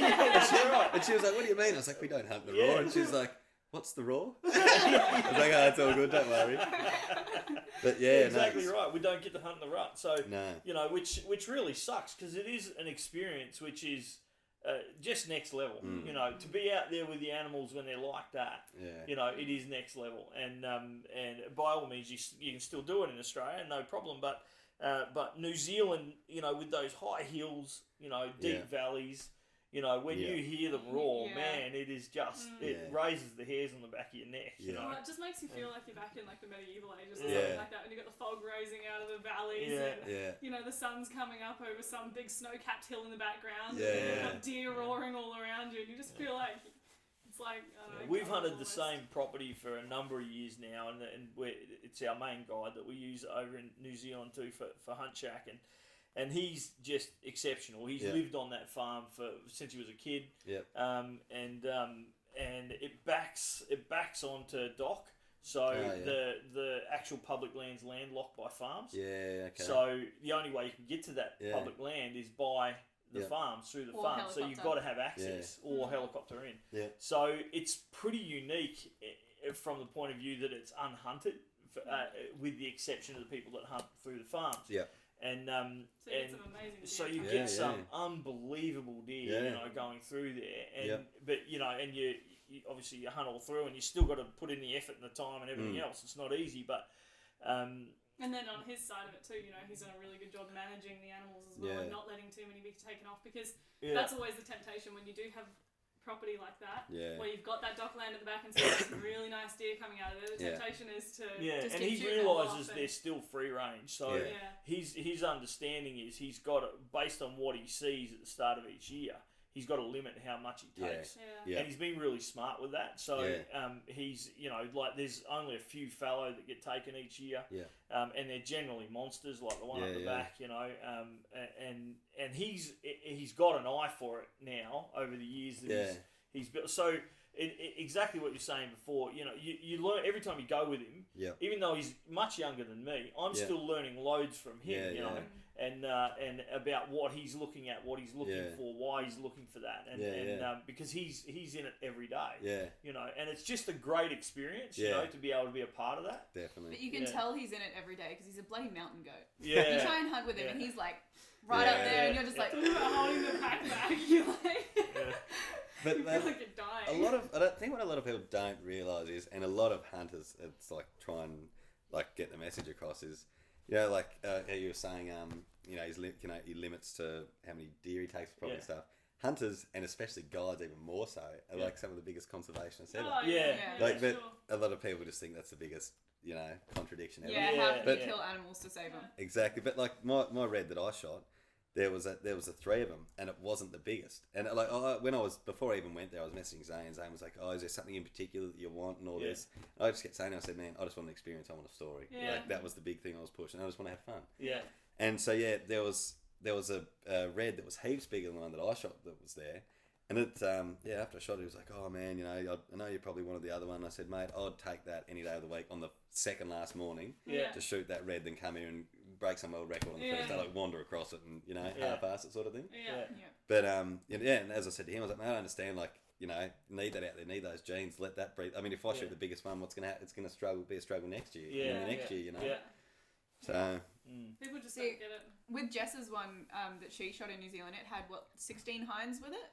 Yeah. And so she shot that. It had already had the chance to breed. Yeah. Like the guide said, it probably wouldn't have lasted to the next rut anyway. Its teeth were down to its palate. Yeah, right. It was so old that it basically like couldn't eat anymore. Yeah. It was such a cool old stag, and he was so skinny too because he just rutted that hard. It's super He'd been having a good rut. Well, the whole time, so we had to come down off this like ridge and then kind of climb down onto this little knoll where we could see him. He was in this little bit of a valley with all his hinds, and so it's pissing down with rain. Pissing with Dad's rain. trying to film this thing. I've got the camera, one of these cameras, right? In a sandwich bag. Trying to keep it dry. And you can hear the ruffling of the sandwich bag. I'm trying to keep it dry. Because it's raining, inside the sandwich bag it all condensed as well. And so Dad's trying to find the stag in the viewfinder on the camera. Yeah. And he's like, such a funny video. Hide. And I'm going, you're right. I'm going, don't shoot. And then as we're laying there, we got thunder and lightning over the top of us and everything. It was just such a mad experience. Yeah. And as we're laying there, me and Brad next to each other, over the top of this knoll, like down probably 30 metres from us or something, this little 12 point just like pops up and just looks at us. Like you could have taken it with the bow. Yeah. And it just pops up and looks at us and is like, You wouldn't have been patient enough. No. It looks at us and then takes off. And this stag he'd heard him roaring, the bigger one. And so he'd come in to have a look. And he's stomping his feet and he's kicking the ground and he's roaring into the rain, and it was such an awesome experience, wasn't it? It was. And when he dropped and went down, and then we went down to him and just looking over him and seeing, big, thick, antlers that he had, and they were big, dark, black antlers, and his teeth worn down, and just finding out more about the animal and getting up that close to it and stuff like that, all of it. It's just the whole experience. And who cares about getting something up on your wall that's got 26 points or something ridiculous? I would much rather tell the story of how the hunt went. And not only about the guide, about the experience you can get from the guides. I learned a lot about the gear that I use as well. Like I've pretty much only ever hunted in Tassie, but like I've never understood why people wear like the big high waisted. Gaiters? High waisted. No, like the big high top boots. Sort of. Yeah. And then I got over there and Zane was wearing it, and I was like, oh yeah, he's one of those weirdos that wear them. And then I'm like breaking my ankles in like my hiking boots walking through there. And even little things like my bag, like up until, because I got a new backpack. I've got a special set of boots for New Zealand. They come out every year we go to New Zealand, mate. I said, as soon as I came back, I said, I'd get bloody high top ones. But even like my bag, the bag that Southeast gave me, they like up until then, I always had bags of zips, and it was one of those things I'd never used anything else, and it is what it is. Then I got over there, and I've just got like those drawstring pull bags. They don't make noise. Yeah. And it wasn't until I used one of those. Yeah. And it wasn't even mine. Zane had one, and I was like, looking at my bag, and we stopped at lunch. I was looking at his. I was like, oh, we got a similar bag, and I was like, hang on, these don't make noise. Like, this is just. Yeah. Yeah, and just so much little stuff. The stuff you learn is just endless. Like, One of the awesome things when we hunted in South Africa, one of the great things over there is they've got trackers too. So they've got the guides and the trackers. Yeah. And Jess hunted some zebra over there. Yeah. And obviously they're herd animals. Yeah, yeah. So she shot one and it ran off with the herd. And this tracker was like, yep, that's his footprint there, and like all of these footprints that were just from the herd. Wounded one out of all of the tracks of the whole herd. Yeah, right. And like picking up little, there was like a slightly heavier imprint on the opposite side. One to what like the side that it was pretty amazing. I consider myself not by any means that level of tracker, but I consider myself to be reasonably good at following the animal, seeing the sign, kind of picking up where they go. Yeah, yeah. I mean, the kids at times have watched me run off after a wallaby that we've shot or something like that, and they've gone, "What the hell's Dad doing?" Yeah. And he's never going to find out. If he's wearing his glasses, he's really good. If he's not, like that, I mean, you're just nowadays the glasses are important. And but dragging this wallaby back out by the tail after 100 meters or something like this, and away you go. But these guys, it's just next level. Yeah. They won't even stop. Level. It's not like, stopping to look for blood. They'll just be walking through and be like, yeah, there's blood there, there's blood there. Yeah. And it'll be little bits like this in the red sand that they'll find. Or you'll lose the blood altogether. Yeah. They'll lose the blood because the wound will start to close over. Yep. Or they're running, they're galloping too far or something like that in the case of the zebra. And he'll see the prints, and he did this with us. Mm. He showed us the prints, and he said, that's the wounded animal. Mm. Yeah. And I'm like, dude, there's like 500 zebra prints right here, And I'm thinking, bullshit, this guy's, he's just showing us a furphy, There's no way he pulled that won't out. know shit. Anyway, he says that's the wounded animal, and no kidding, within about, I reckon 8 or 9 feet. Yeah. He's followed that same track. Yeah. And there's a blood splatter. You buggered. And I'm like, mate. He's picking it out as he's walking by and pointing it out to us, and then I'm going, wait a second, come and show me, where was that after he's pointed it out? Because I still couldn't find the thing. Yeah, but it was amazing. So those experiences, I think they exist around the world, if you're willing to take them. And it is just amazing for anyone if you get on the right experience and get with the right people. It's just fantastic. Let's segue there into politics. Yep. A little bit of the political stuff. Yeah. So Lord of the Lettuce becomes political. So what happened there? What did happen? It started a couple of years ago, and I just watching the news and reading stuff in the paper and the things you see on Facebook and all that sort of stuff. But it all started like watching the videos. How it originally started was watching these videos, seeing them on the news, the way that like these politicians talk to each other in Parliament and stuff. Yeah. And just yell and scream over the top. You mean like preschool children? Exactly. Yeah. Like all that. And I'd watch it, and it bugged me. Right. And then that sort of happened. I'm thinking you thought you were missing out or something. No. It used to get me. I'm thinking like if you did that in I want to do that. No, I was thinking like if you did that in a pub, you'd get knocked out. Yeah. Like. Like no other business person could do that. If you were hired in any private organisation and you treated your employees or your co-workers like that, you'd be out the door in seconds. And probably sitting in a fair work court with the ombudsman, So now I just started, it just got to me. And then it wasn't after like a couple of months, I was thinking about it. I was like, why is this getting to me so much? Like what exactly is it? And then, thinking about it and all this sort of stuff, I just thought, this is a bit nuts. Like It got to me that much. I thought, stuff it. I want to have a go. And seeing some of like the stupid decisions that get made and the things that they're talking about that are just so far fetched. So I mean, I think, my understanding, a lot of people get into politics. They've got like a very clear, this is what I want to do. This is how I'm going to do it. All that sort of stuff. But for me, it sort of was never like that. I was like, I'm unhappy with the whole, like a lot broader sort of thing. Yeah. So then I messaged the Shooters, Fishers and Farmers party and said, I think it literally said, like, I've had a gutful, like, I'm fed up, I want to put my hand up and have a go, sort of thing. Yeah. and went in and had a meeting with them, and they said, yeah, like, we'd be keen to sort of have you on board. And then I was going to go in the federal election, but, you know, you got to spend a fair bit of time in Canberra and having a young family. I thought, that's right. And then the missus got pregnant, so I was like, yeah, so I just, you know, canned it for a bit. Yeah. And then the whole thing with the parking meter happened, and I was just like getting everyone to sort of rally behind that. And then I think people are still ticked off about it. Oh, 100%. Well, Adrian, he rang me up and he was like, dude, he's like, you know, you're doing what you'd be doing now essentially, but you could, you know, be actually getting paid for it instead of doing it out of the kindness of your heart or whatever. Yeah. So, well, it's funny you should ask. I want to have a go sort of thing. Yeah. So it's, and then decided to run down the hill, and my family's got a shack down there that my grandmother brought in like 1983, I think it was. Yeah, right. On Bruni, so... Yeah, but no, that's sort of it. Yeah, I don't really have... There's no, like, you know... there's no, like, oh, we need to change firearm laws, or climate change is ridiculous, or, you know, we need to do this, we need to do that. There's never been, like, one big thing that I think I want to change this. It's just more that I've been... Generally pissed off. Just discontent with the way that the whole thing works. Yeah. So, I sort of thought, why not sort of thing. I'd have a go, so... Yeah. I think the biggest problem with some of that stuff is just how disconnected people are.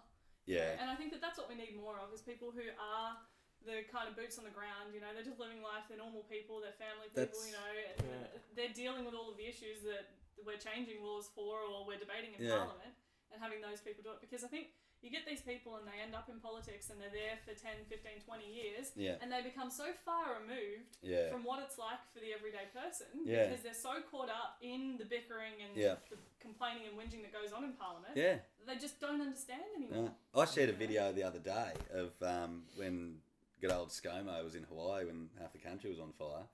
And old mate who was standing in for him, he said, they asked, it was like, do you think it's appropriate that that ScoMo's in Hawaii? And they didn't even come close to answering the question. It was you know, my government's done this, this and that. And I was watching, and it just shits me because I watch and I think, do you, like, it annoys me that they think that people are that dumb to buy that shit. Yeah. You know? They never answer the question. The surprising thing is they actually do, and it just blows me away. You know, because some people just do. And I used to write the QTBs, the question time briefs, right? Oh, yeah. I worked at a senior level here in government for a number of years. Yeah. And this was during Nick McKim's time, which was... That would have been fun. Anyway, so I wrote a number of the QTBs for a particular one of the GBEs here, which is a government business, and I call them a SOC, state-owned company, and they smell like socks, and after probably 5 days in New Zealand, and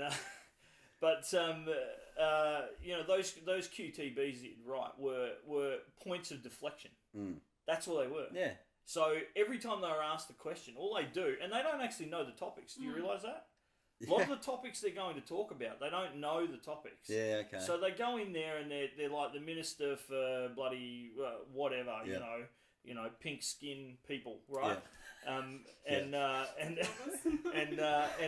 so they don't know what pink skin people are because they're yellow, you know, themselves or something. I don't know, whatever. Yeah. Who knows? What? But I'm still example. I'm still with you. Yeah. So the point is they're removed from the subject. They don't actually know the subject well at all. Yeah.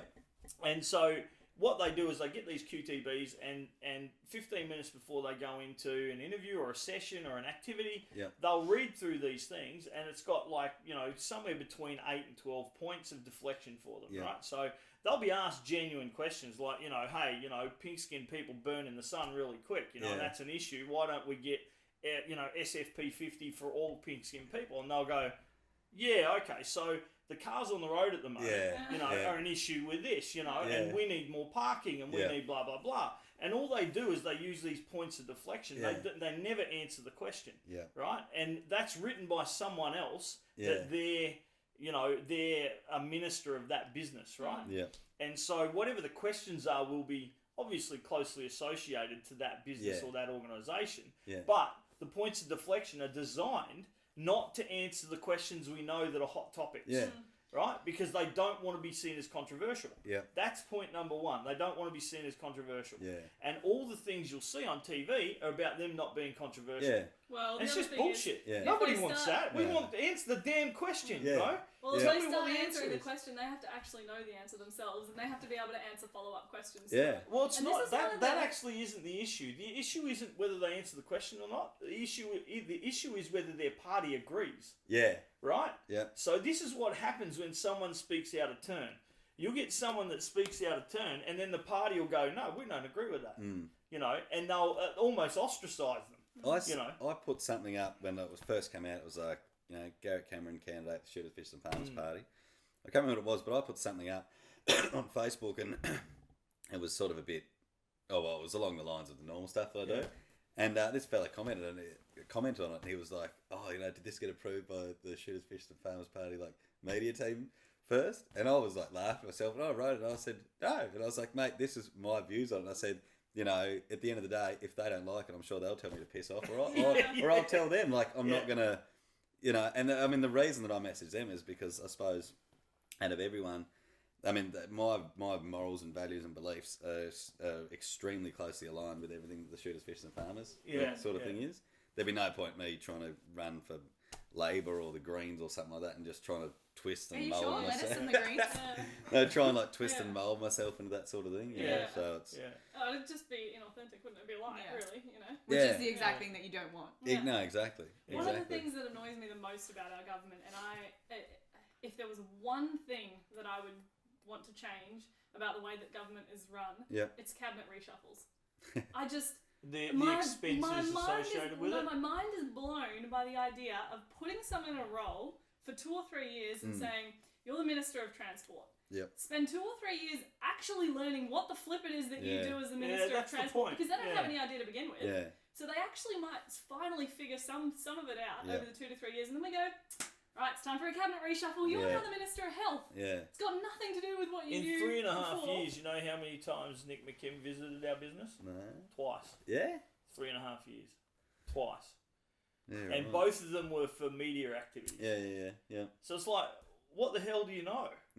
About anything to do with what you're the minister of? But then they're like, now why isn't anything I'm sure like different people are different, and some people might get more involved and stuff like that. But at the end of the day, and you would think that if you're gonna take control of something like that and be responsible for it, that word "responsible" for me means something. For sure. And so you've got to actually go and do something about that, and you you've got to say, don't have to be well, an expert to begin with, but at least make the effort to learn about it and try and get that learning curve when you start a new job. You don't necessarily know everything you need to know, but it's on you to then take that responsibility to go and try and figure out as much as you can to do your job properly. And I feel like politicians are the worst people for not doing that. I get a lot of... I'm not just trying to single out Nick McKim either. I mean, I reckon a lot of them are like that. 90% of them are like that. I mean, I've got no time for Nick McKim whatsoever, but I'm not trying to single out Nick McKim, but he sucks. that's the problem. That is the problem. None of them care. They're just taking a paycheck and a QTB, and they just spew out this gaff, you know. Yeah, no, it does. But yes, so that's how it all started for me. Sort of thing. I was the same. I just got frustrated, and I mean, I've said to a few people these career politicians, these guys that have been in it for ages and sort of stuff, they will always blitz me with reeling off stats and numbers and this and that sort of thing. But it's I have no issue if I had to do a radio interview with ABC, and there was a couple of things they asked me. And I said, I don't know. I don't know. It's. It is what it is. You can't have the answers to everything, But that sounds more authentic than just reeling off numbers. That's what I generally think, instead of being like, "Oh, well, I don't have that answer, but Do you want to talk about? Well, they don't even say that. They just change the subject altogether. I've got this statistic about something that has nothing to do with that. That's right. So many people too, they don't want to get involved in politics at all because they think it's controversial, or because they think that it's just too much hassle, or they don't care about politics. And there's a picture that's been going. It was a quote from some woman, and she said something along the lines of, "If you're not interested in politics, then you're not interested in your lifestyle. You're not interested in what happens before." Oh, that was Lorraine had that, I think. There's there's all these things, and that to me it hits the nail on the head. That, especially and if we take out hunters specifically, as a group of people, if we just sit there and go, "Oh, well, no, I don't care about politics. I just want to head out in the bush and I just want to hunt my animals and I just want to be left alone," that's fine. Yeah. But then you can't then go back and complain about all the laws that are changed and the rules that are made. Because you've had no input. Yeah, because you've taken no time out of your day to work out who it is that you're voting for and what they stand for. Yeah. Because in a place like Australia, it's compulsory voting, so we all have to vote for someone at the end of the day. Yeah. Our vote goes towards someone, so you're better off making sure that you are informed and being that little bit involved so that it actually does matter, you know, and it does mean something, and it's in line with what your morals and your values are. Yeah. You know? Yeah, it's certainly an interesting one. I mean, I've always hated politics, and I still hate politics, but I find myself, like you, drawn more to a point where I need to do something, whether that's just help out or whether that's just represent in some way, or, you know, because if we don't, we're going to lose something we hold dear, you know, which is dear. You know? And so, you know, that kind of thing is, it's important to make sure that, and I've said this, I've probably repeated this a million times even in the last 12 months, that the culture of hunting is something that we need to progress, not regress, you know, and we need to be able to present that back to society in a sensible way, you know, in a way that they can understand why there's a need, but also to keep that culture alive, because it is a genuine culture. It's something that it's about understanding the land. It's about understanding the animals. It's more than just pulling a trigger. You know, people think you just turn up in the bush and you go bang and everything drops. It'd be nice it's like, if it was that just easy. killed 50 animals. You know, it's like, no, it doesn't work like that. If you're hunting for crop protection, that's completely different than actually hunting for your own food and on foot, you know, and things like this. Hunting and shooting are two different things. Yeah, that's right. And I'm sure lots of people would argue with it, but to me, hunting is just, it's like, it's honest. You know, you really find it hard to fudge your way through hunting if you don't have the skill. Like, it humbles you really quickly when you're out in the bush and you're on your own, or you're with one or two other people, you know, and you've got to work it out for yourself, and it's you against the animals. It's a really humbling experience. And so it's not just about being a hunter or preserving the ability to go out and shoot an animal. It's about preserving that ability to actually partake in something that's honest, something that, you know, you're connecting back to the land, you're actually involved in something real, like just being out in nature, you know, it's like a deep breath. It just relaxes you and centers you again, and being able to preserve that for us, and supporting a party like the Shooters, Fishers, Farmers Party. And that's not all they're about either, you know, like you were saying about your morals and things like that, and the type of people that are involved in hunting. They are all kind of, generally, they share similar values, they share similar lifestyles, you know, it's rural, they like being in the outdoors, and so we do kind of share the same values. So supporting that kind of party and making sure that we can keep that kind of lifestyle alive is important to me, I think, certainly. And the continued learning thing I've always found great as well. I mean, you know, we've been lucky enough and blessed enough, I guess, to take a number of different animals, different species and stuff like that, and you learn things about each one. You know, it's each ridiculous different how animal different each deer is. Like you just like they're deer. They just look a bit different. But each one has their own little characteristics. Like the chital deer, they like to be in cover. They don't like to be out in the open. Whereas other deer will like to go out in the fields and stuff. Get out in the middle of nothing. Exactly. I had no idea about the whole, like, the big... the ivories. The ivory. Yeah, we've got some on the desk over there. Yeah, well, I when I shot this red, and then we caved it out, and I was like, "What the hell are they?" and Zane was like, "Oh, that's from it was like back from when they're dinosaurs sort of thing." And he was calling it ivory, and I was like, "Is it actually ivory?" He's like, "I don't really know." I was like, "Can I keep them?" So I brought them back with me. I had no idea about that. We haven't done anything with them. Well, they're literally just sitting there with still little chunks of meat on them, and we're like. I took mine into Maybank Jewelers and to get a necklace made for me and a ring for Chantel, the other one. Obviously trimmed up, so it's like this. So no chunks of meat left. No. So something like that out of it. But because did you? Here's a tooth. No. Well, see, I bought them back because when we knocked them out, and then I took photos of them, in wicked landscapes over New Zealand, then right in front of the Christchurch airport when I was coming back. I was planning on being this surprise, like get it made up and then come home and just be like, oh, look what I did, I'm real cute, you know?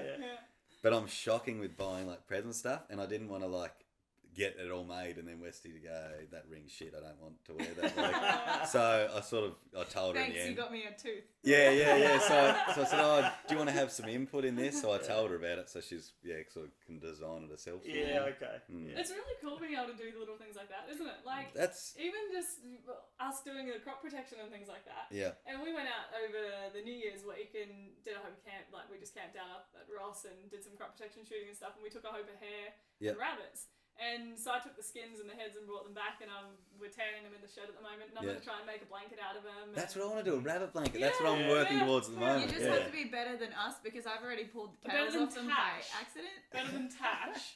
I was like rinsing them out, and I just pulled the tails off, and I'm like.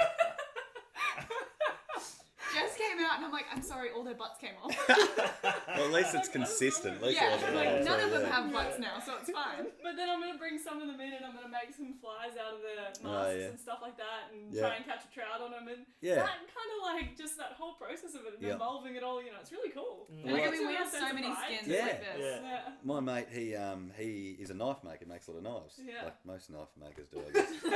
Anyway, I don't know why I felt the need to explain that. He's a knife maker, he makes knives. Brand new information. Yeah. So he, so he makes knives. Does he have a channel or anything, or a social media thing? Organic Blades? Organic Blades? Yeah, Organic Blades. Timbo. Yeah.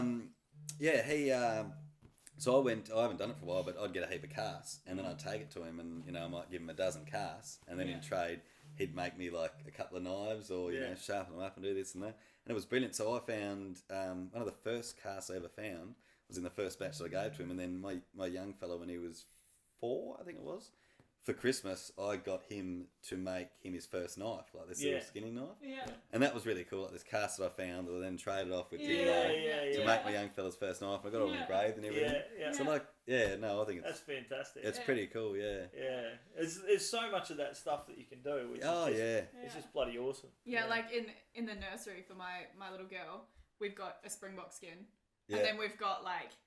These here, she's got a beaver skin that she lays on. Like, it's just ridiculous. Like, all of the stuff that we bring back into it. Yeah. No, it's good. So what's next for you in hunting?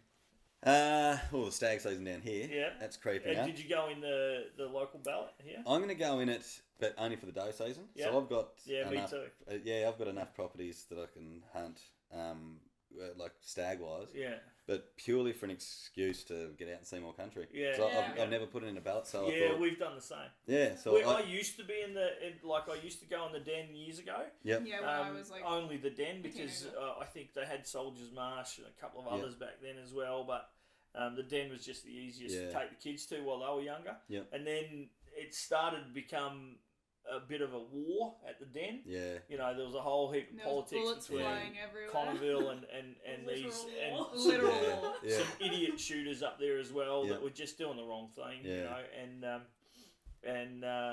didn't seem like a good place to take the kids after that. Yeah, that's right. It got to the point where I just said I've had enough. And I'm not going to take the kids up here and that kind of thing. But this year's the first year then I've decided that we'll go back in because they've opened up the season. That gives us a better opportunity to grab more meat throughout the year. And explore a number of different places. Well, that was the other thing, because it was, you can get one stag and 2 does or 3 does or whatever. Then, I was the same, we'd go up there, and because it's, a 3-hour drive for me to go up to hunt, which is, it's a fair bit of fuel, food and all that sort of stuff. Yeah. And especially when I go up in the stag season, I've only just bought a quad bike recently, but before that I could only really hunt on the weekends when there's other guys up there, because if I shot one, I'd have Buckley's chance of getting it out myself. Yeah. But now the season's a lot longer and it's unlimited doe tags, that's what I thought. You're going to do what the New Zealanders do and just backpack it. I'm not quite that fit. But so I thought, I'll put one a month in, sort of thing. Yeah. And then just go out for the doe season. So and hopefully it will take a bit of that pressure off, because I think we've got a bit of a catch-22 here in Tassie with hunters, that you do get not a lot, but you do get some people doing the wrong thing and being idiots. But some of that too is caused by the fact that you had such a limited time to do anything in, and you had such limited access. If you don't have access to private property, you had such limited access to public land, and so it pushed people to do stupid things because they were out of desperation. Yeah, for sure. And it bred that kind of attitude, I think, among hunters. So I'm hoping that by opening up a little bit more and giving hopefully people more what it space. ends up moving to is I'd actually like to see for the doe season at least, not the stag season, but they even remove the ballot for that. You know, just like Victoria and New South Wales, as long as you're registered, you've got you paid your deer, you know, hunting permit and everything else, you can go and hunt these areas, you know, during that time of year, you know, and away you go. I think a lot of people, they assume that because deer are, I mean, in Tasmania, they're the most prized animal, I suppose, that we can hunt. Yeah. And that from like people looking at it from a non-hunting perspective, they'd think, oh, if we open it up and something, like that people are just going to be out there just blasting deer left, right, and centre. I mean, shooting deer is hard. Like I'm not going to go out there and shoot them just to leave them. To, you know, you do it for meat or for, you know, like for a reason. But so no, it's stag season down here, and then over to the high country in September. Yeah, righto. December. Yeah, trying to. Is there anywhere that you really want to go? In the world or in Australia or both? Australia first, then the world. I haven't thought. I mean, I've just come back from New Zealand. That was like, I was like, my whole life was like, I'm going to go over there. I haven't put really. I want to get up the top end. So I went to 4 years ago. I went to Flinders Island pig shooting, and that was sick. That was awesome over there. I've never shot a pig. Oh, it's good. It's good. I enjoy it. But yeah, so I went over there pig shooting, and ever since then, I've like that was very sort of. We shot on this park, this farm, Makana Park, and that was very like there's big open plains, like huge paddocks, and there's also backs on a reserve, so there's a lot of like scrubby sort of stuff, and it just reminded me somehow of like the top end. Yeah. So I want to go up there without the heat. Yeah. I actually know it was stinking hot while I was over there. Yeah, it was 4 years ago, and I got burnt like crazy. Yeah, It was nuts, and the dude that like I was like in my gear, ready to go, and he's driving me around in like this turbo diesel Pajero with no exhaust, in like footy shorts and like thongs and a shearer singlet, and he could still move quicker than me. Like it was nuts. But no, I definitely. As I said, I haven't put much thought into it because, I just got back. But definitely want to go to the top end, and I'd love to shoot like a big buffalo, a big scrub bull, something like that. That like something that, something. Eyeballing one of those fellas at 60 to 80 metres, I can tell you. It's good fun. Yeah. I've seen a lot of like the photos you're seeing stuff. I just think, that'd be brilliant. But it's so hunting's so expensive for me. Like I mean, it's expensive for everyone. But like I mean, the red that I shot, like we brought back the cape and everything. And I said to Zane, I was like, oh, can because he pulled the skin off, and he was about to like hoik it, and I was like, no, I want to take that back with me. He's like, oh, really? And I was like, yeah, man. He's like, but it's not the full thing, you know. The rest of it's going to be in the world. I was like, but it's cool, you know. This is a rug. So I mean, every deer I've shot, like there's 11 that I've got at a taxidermist at the moment. I've got 10, and I think there's like another. I don't know how many in my freezer, but there's a lot because everyone I shoot, like even does and stuff, it's like that looks cool, like that. Mate, you know? We got 2 freezers full of Mum and Dad skins. are always whinging at us to tear out the skins. And I am, mate. You got to get those skins done. You know? And we have no more places to put them though. Yeah. Like we're running out of room for heads. And we're running out of floor space for skins. Start putting them on the roof or something. You're like, maybe we should just like start stitching a carpet out of them and really creep people out when they come over. They're like, oh, your floor is made of animal skins. talking about have just the tail, like the arse end and stuff like this of the skins and stuff like that. Yeah. We when we went to Africa, I got them to make 2 gun bags.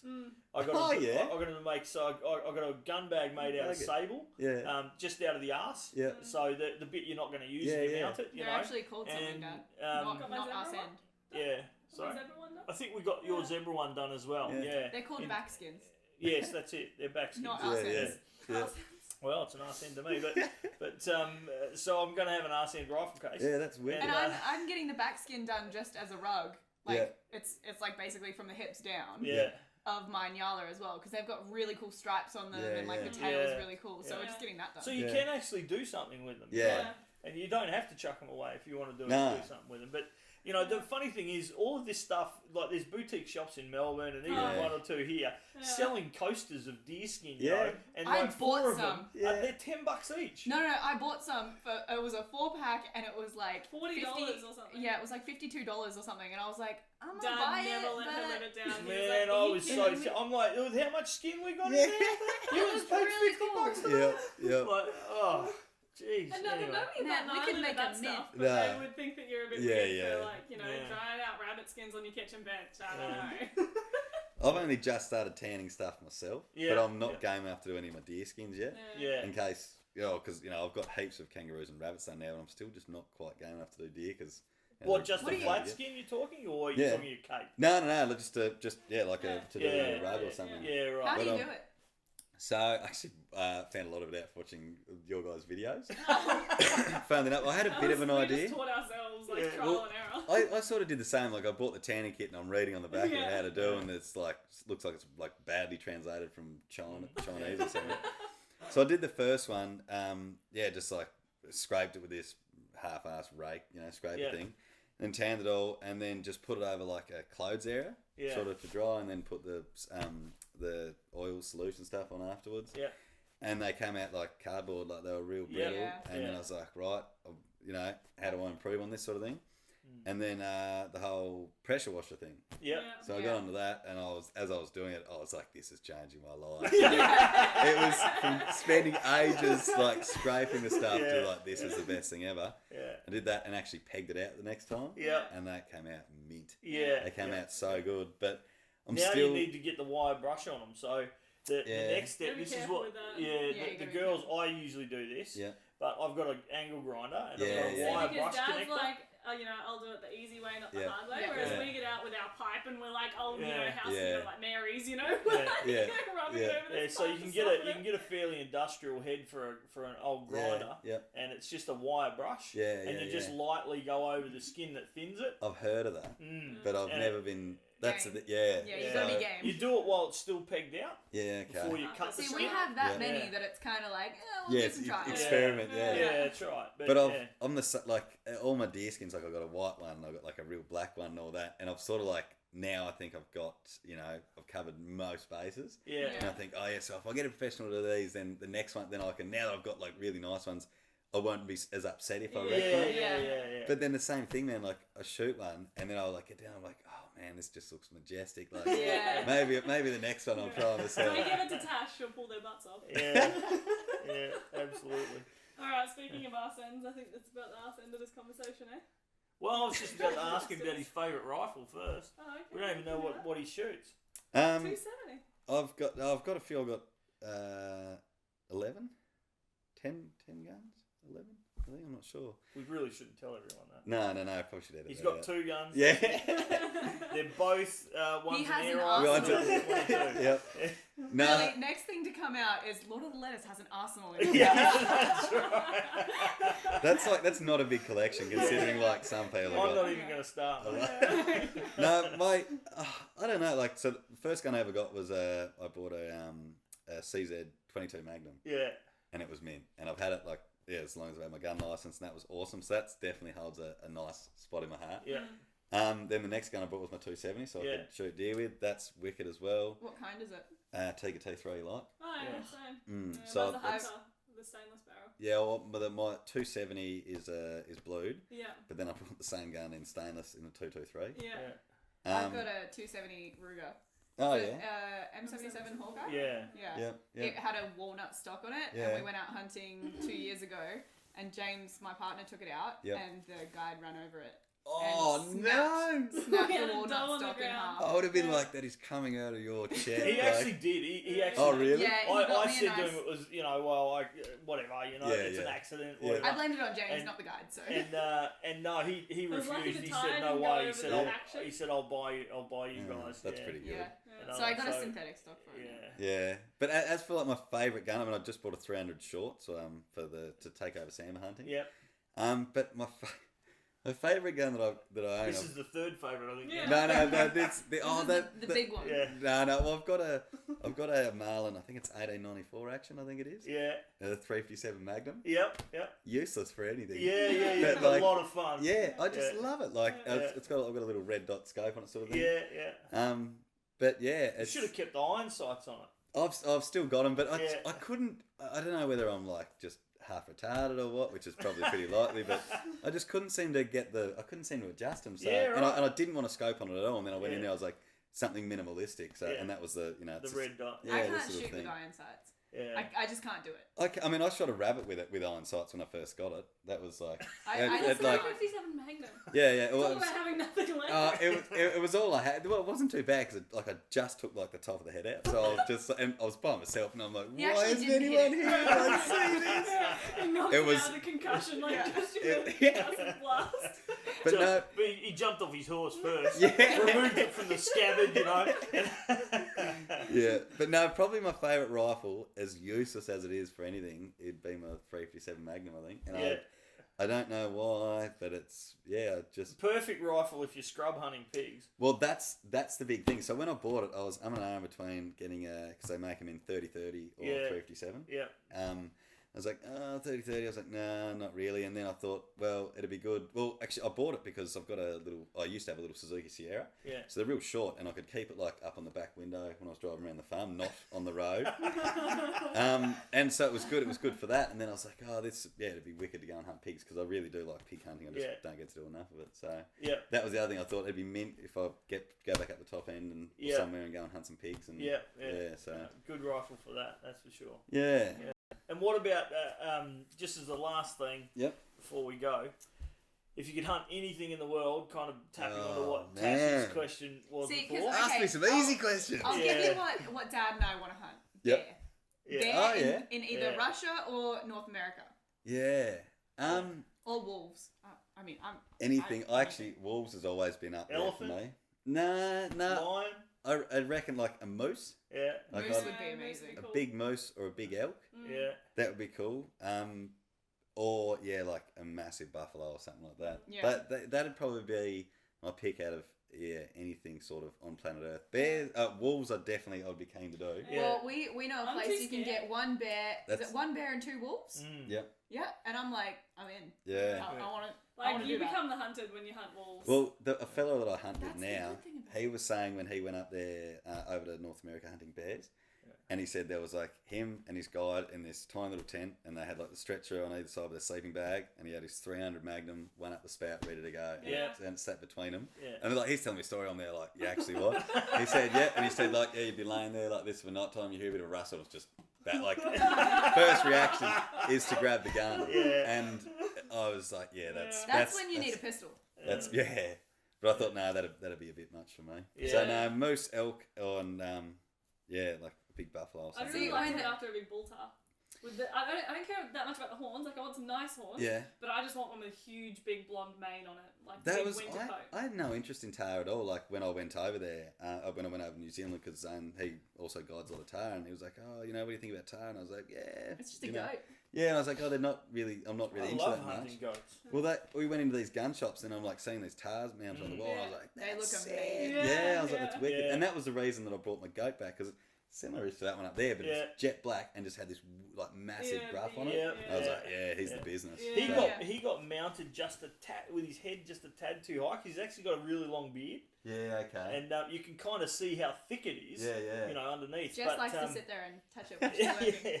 But I shot him purely because he was jet, but like feral animal, and so they want them gone. But I didn't shoot him for horns or anything else, just because he looked fantastic. Yeah, and I was the same as this goat. I mean, Zane explained to me that goats are like possums over there. It's like they're just everywhere. That's and right. I was like, oh, can you cut this out? I want to get it mounted. And he was like, what is wrong with you? He said to me later on that night, we were having a beer. He was like, like the first evening hunting. He was like, what I thought, like when you were. You shot this first animal, like, can you cut this out? He's like, I thought this was just going to be the shittest trip ever. You'd want me to cape it, you'd be shooting pigs like this and you'd want me to cape them out and you'd be, like, all this. I said, no, it's just for that reason, just because it's the same. It's just jet black, big gruff. Yeah. Well, actually, last year they went to New Zealand and I was pregnant at the time, so I couldn't go. And I said to Dad, all I want, because the last time we went, I didn't shoot a goat. Yeah. But my partner did, and he she didn't was cape so one mad at out. him. Yeah, And I was like, yeah. you need to cape one out. I want a goat skin. Yeah. And he was like, four nah. of them out of one herd, and he I was refused to so cape any of them mad. out Yeah. because they smelled so bad. And so Yeah. he didn't want to Yeah, cape it's you. big They sauce. stink. Yeah, that was. And so I said to Dad this time, I'm like, whatever you do, if you shoot a goat, Yeah. cape it out for me. I want it for the baby's room. Yeah. And he did, and I was like, is it jet black? And he's like, no, it's got some stuff on it. I'm Yeah. like, all right. It'll do. It's a goat skin. So I'm she good. did get a skin I did. at the end of the day. Anyway, mate, listen, thanks very much for No coming worries on the at all. podcast with it. It's been absolutely fantastic. My pleasure. We'll, certainly enjoy hearing from you and seeing how well you go with the politics and stuff like that as well. And people Fingers can find crossed. you on Facebook, yeah? Lord of the Yeah, Lettuce. Lord of the Lettuce. I'll Yeah, poke or it out. Garrick Yeah. Cameron, SSFP person. Candidate. Candidate. Something. Yeah. No, yeah. SSFP I made person. your page, so I should know. Oh, what there it's you called. go. I think it's candidate for the SSFP house, maybe. Yeah, it's something like Not that. sure. But yeah, I'm on all the usual stuff. I'm not too hard to find. So. Yeah, no worries. No, thanks again. It's been really good. No worries. Hopefully, sometime in the future we'll probably get you back for a laugh. Yeah, well, And, hopefully I'll have some more stories to tell soon. Yeah, Yeah. absolutely. And Yeah. we'll see how we go with seeing if you can get up to the NT as well. Yeah, That'd be an interesting trip for you. It would, definitely. No, that is one of my goals. Especially one of my mates who's been doing it heaps recently, and he keeps sending me like photos and videos. Yeah, and just I'm like, can you stop? It's insane. I mean, like hunting the buffalo. Just even though we're finished, but hunting the buffalo is awesome. It's fantastic, but. Some of it, like it's actually a little bit more exhilarating hunting some of the real angry scrub bull. Yeah. We found that. And Dad's scrub bull took 6 shots or something to put it down. Every single one in the engine room. yeah, And it Yeah? just What were kept- you And using? it still kept 300 turning win mag. around. Yeah. The Still buffalo kept- dropped with one. It still Yeah. kept turning around, and like it wasn't trying to take off. It It just was didn't wanna turning die. around and Yeah. scorching us. Yeah. It was like Actually, just standing I've there. got video snorting at of us. the final shot, Yeah. and the final shot hits it square in the chest. As Right? it's staunching And us, it's- like yeah. trying to challenge us. It was just pouring like water and blood. Yeah. And just thundering blood out its nose. Yeah. That last shot, it starts like stepping backwards And and, it, like and shaking it was its still head like angrily. I ain't going down. Yeah. Yeah. At that point, I would be like, everyone get the We were chasing it. We Yeah. would chase it, it turned around, and it Yeah. staunch us and come at us a bit, and Yeah. then Dad would put another shot in it, and Yeah. that final shot, it kind of like stumbled back a bit. Both and still shoulders was, broken. Like, just Yeah. looking at It's us. still walking. Yeah. That's You know, crazy. just They're beasts. unbelievable. Yeah. Unbelievable. Like real tough. Yeah. The stuff out there that's it's wild, it's angry, Yeah. it's Yeah. hot. Yeah. It borders on nasty. Yeah. It's Yeah. like Yeah, yeah. if this shit gets hold of you, Yeah. it ain't gonna stop. No. I It's a mean, bit like Mad Max of the animal yeah, kingdom. yeah. Yeah, for It sure. actually reminds me of it when we spoke to. Do you know Danny? Boniface. No. No, No. Van Danny Brew? Van Brew, yeah. No. He's a taxidermist out of Queensland. Yeah, okay. He got attacked by a buffalo.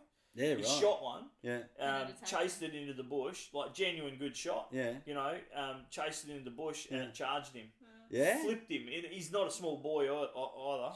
Flipped him over the back of the thing. He landed on his feet. Yeah. Yeah. But he Yeah, got torn- hooked he his got torn arm, to shreds. tore him all up, Yeah. really bad, and smashed ribs, and beat the living garbage out of him. But he survived, Unreal. and his So son that's actually our shot him. advertisement. Come Yeah. on, Yeah. I want that exact Have we got a experience. trip for you? Have we got a trip for you? He wasn't hunting with us. Alright, well thanks Garrick anyway for being on the podcast. cheers, mate. My and pleasure. thank you Right. for listening as well. Yep, thanks everyone. Obviously, you can follow us on Hunt Shack and I Am Hunter and all that kind of stuff out there.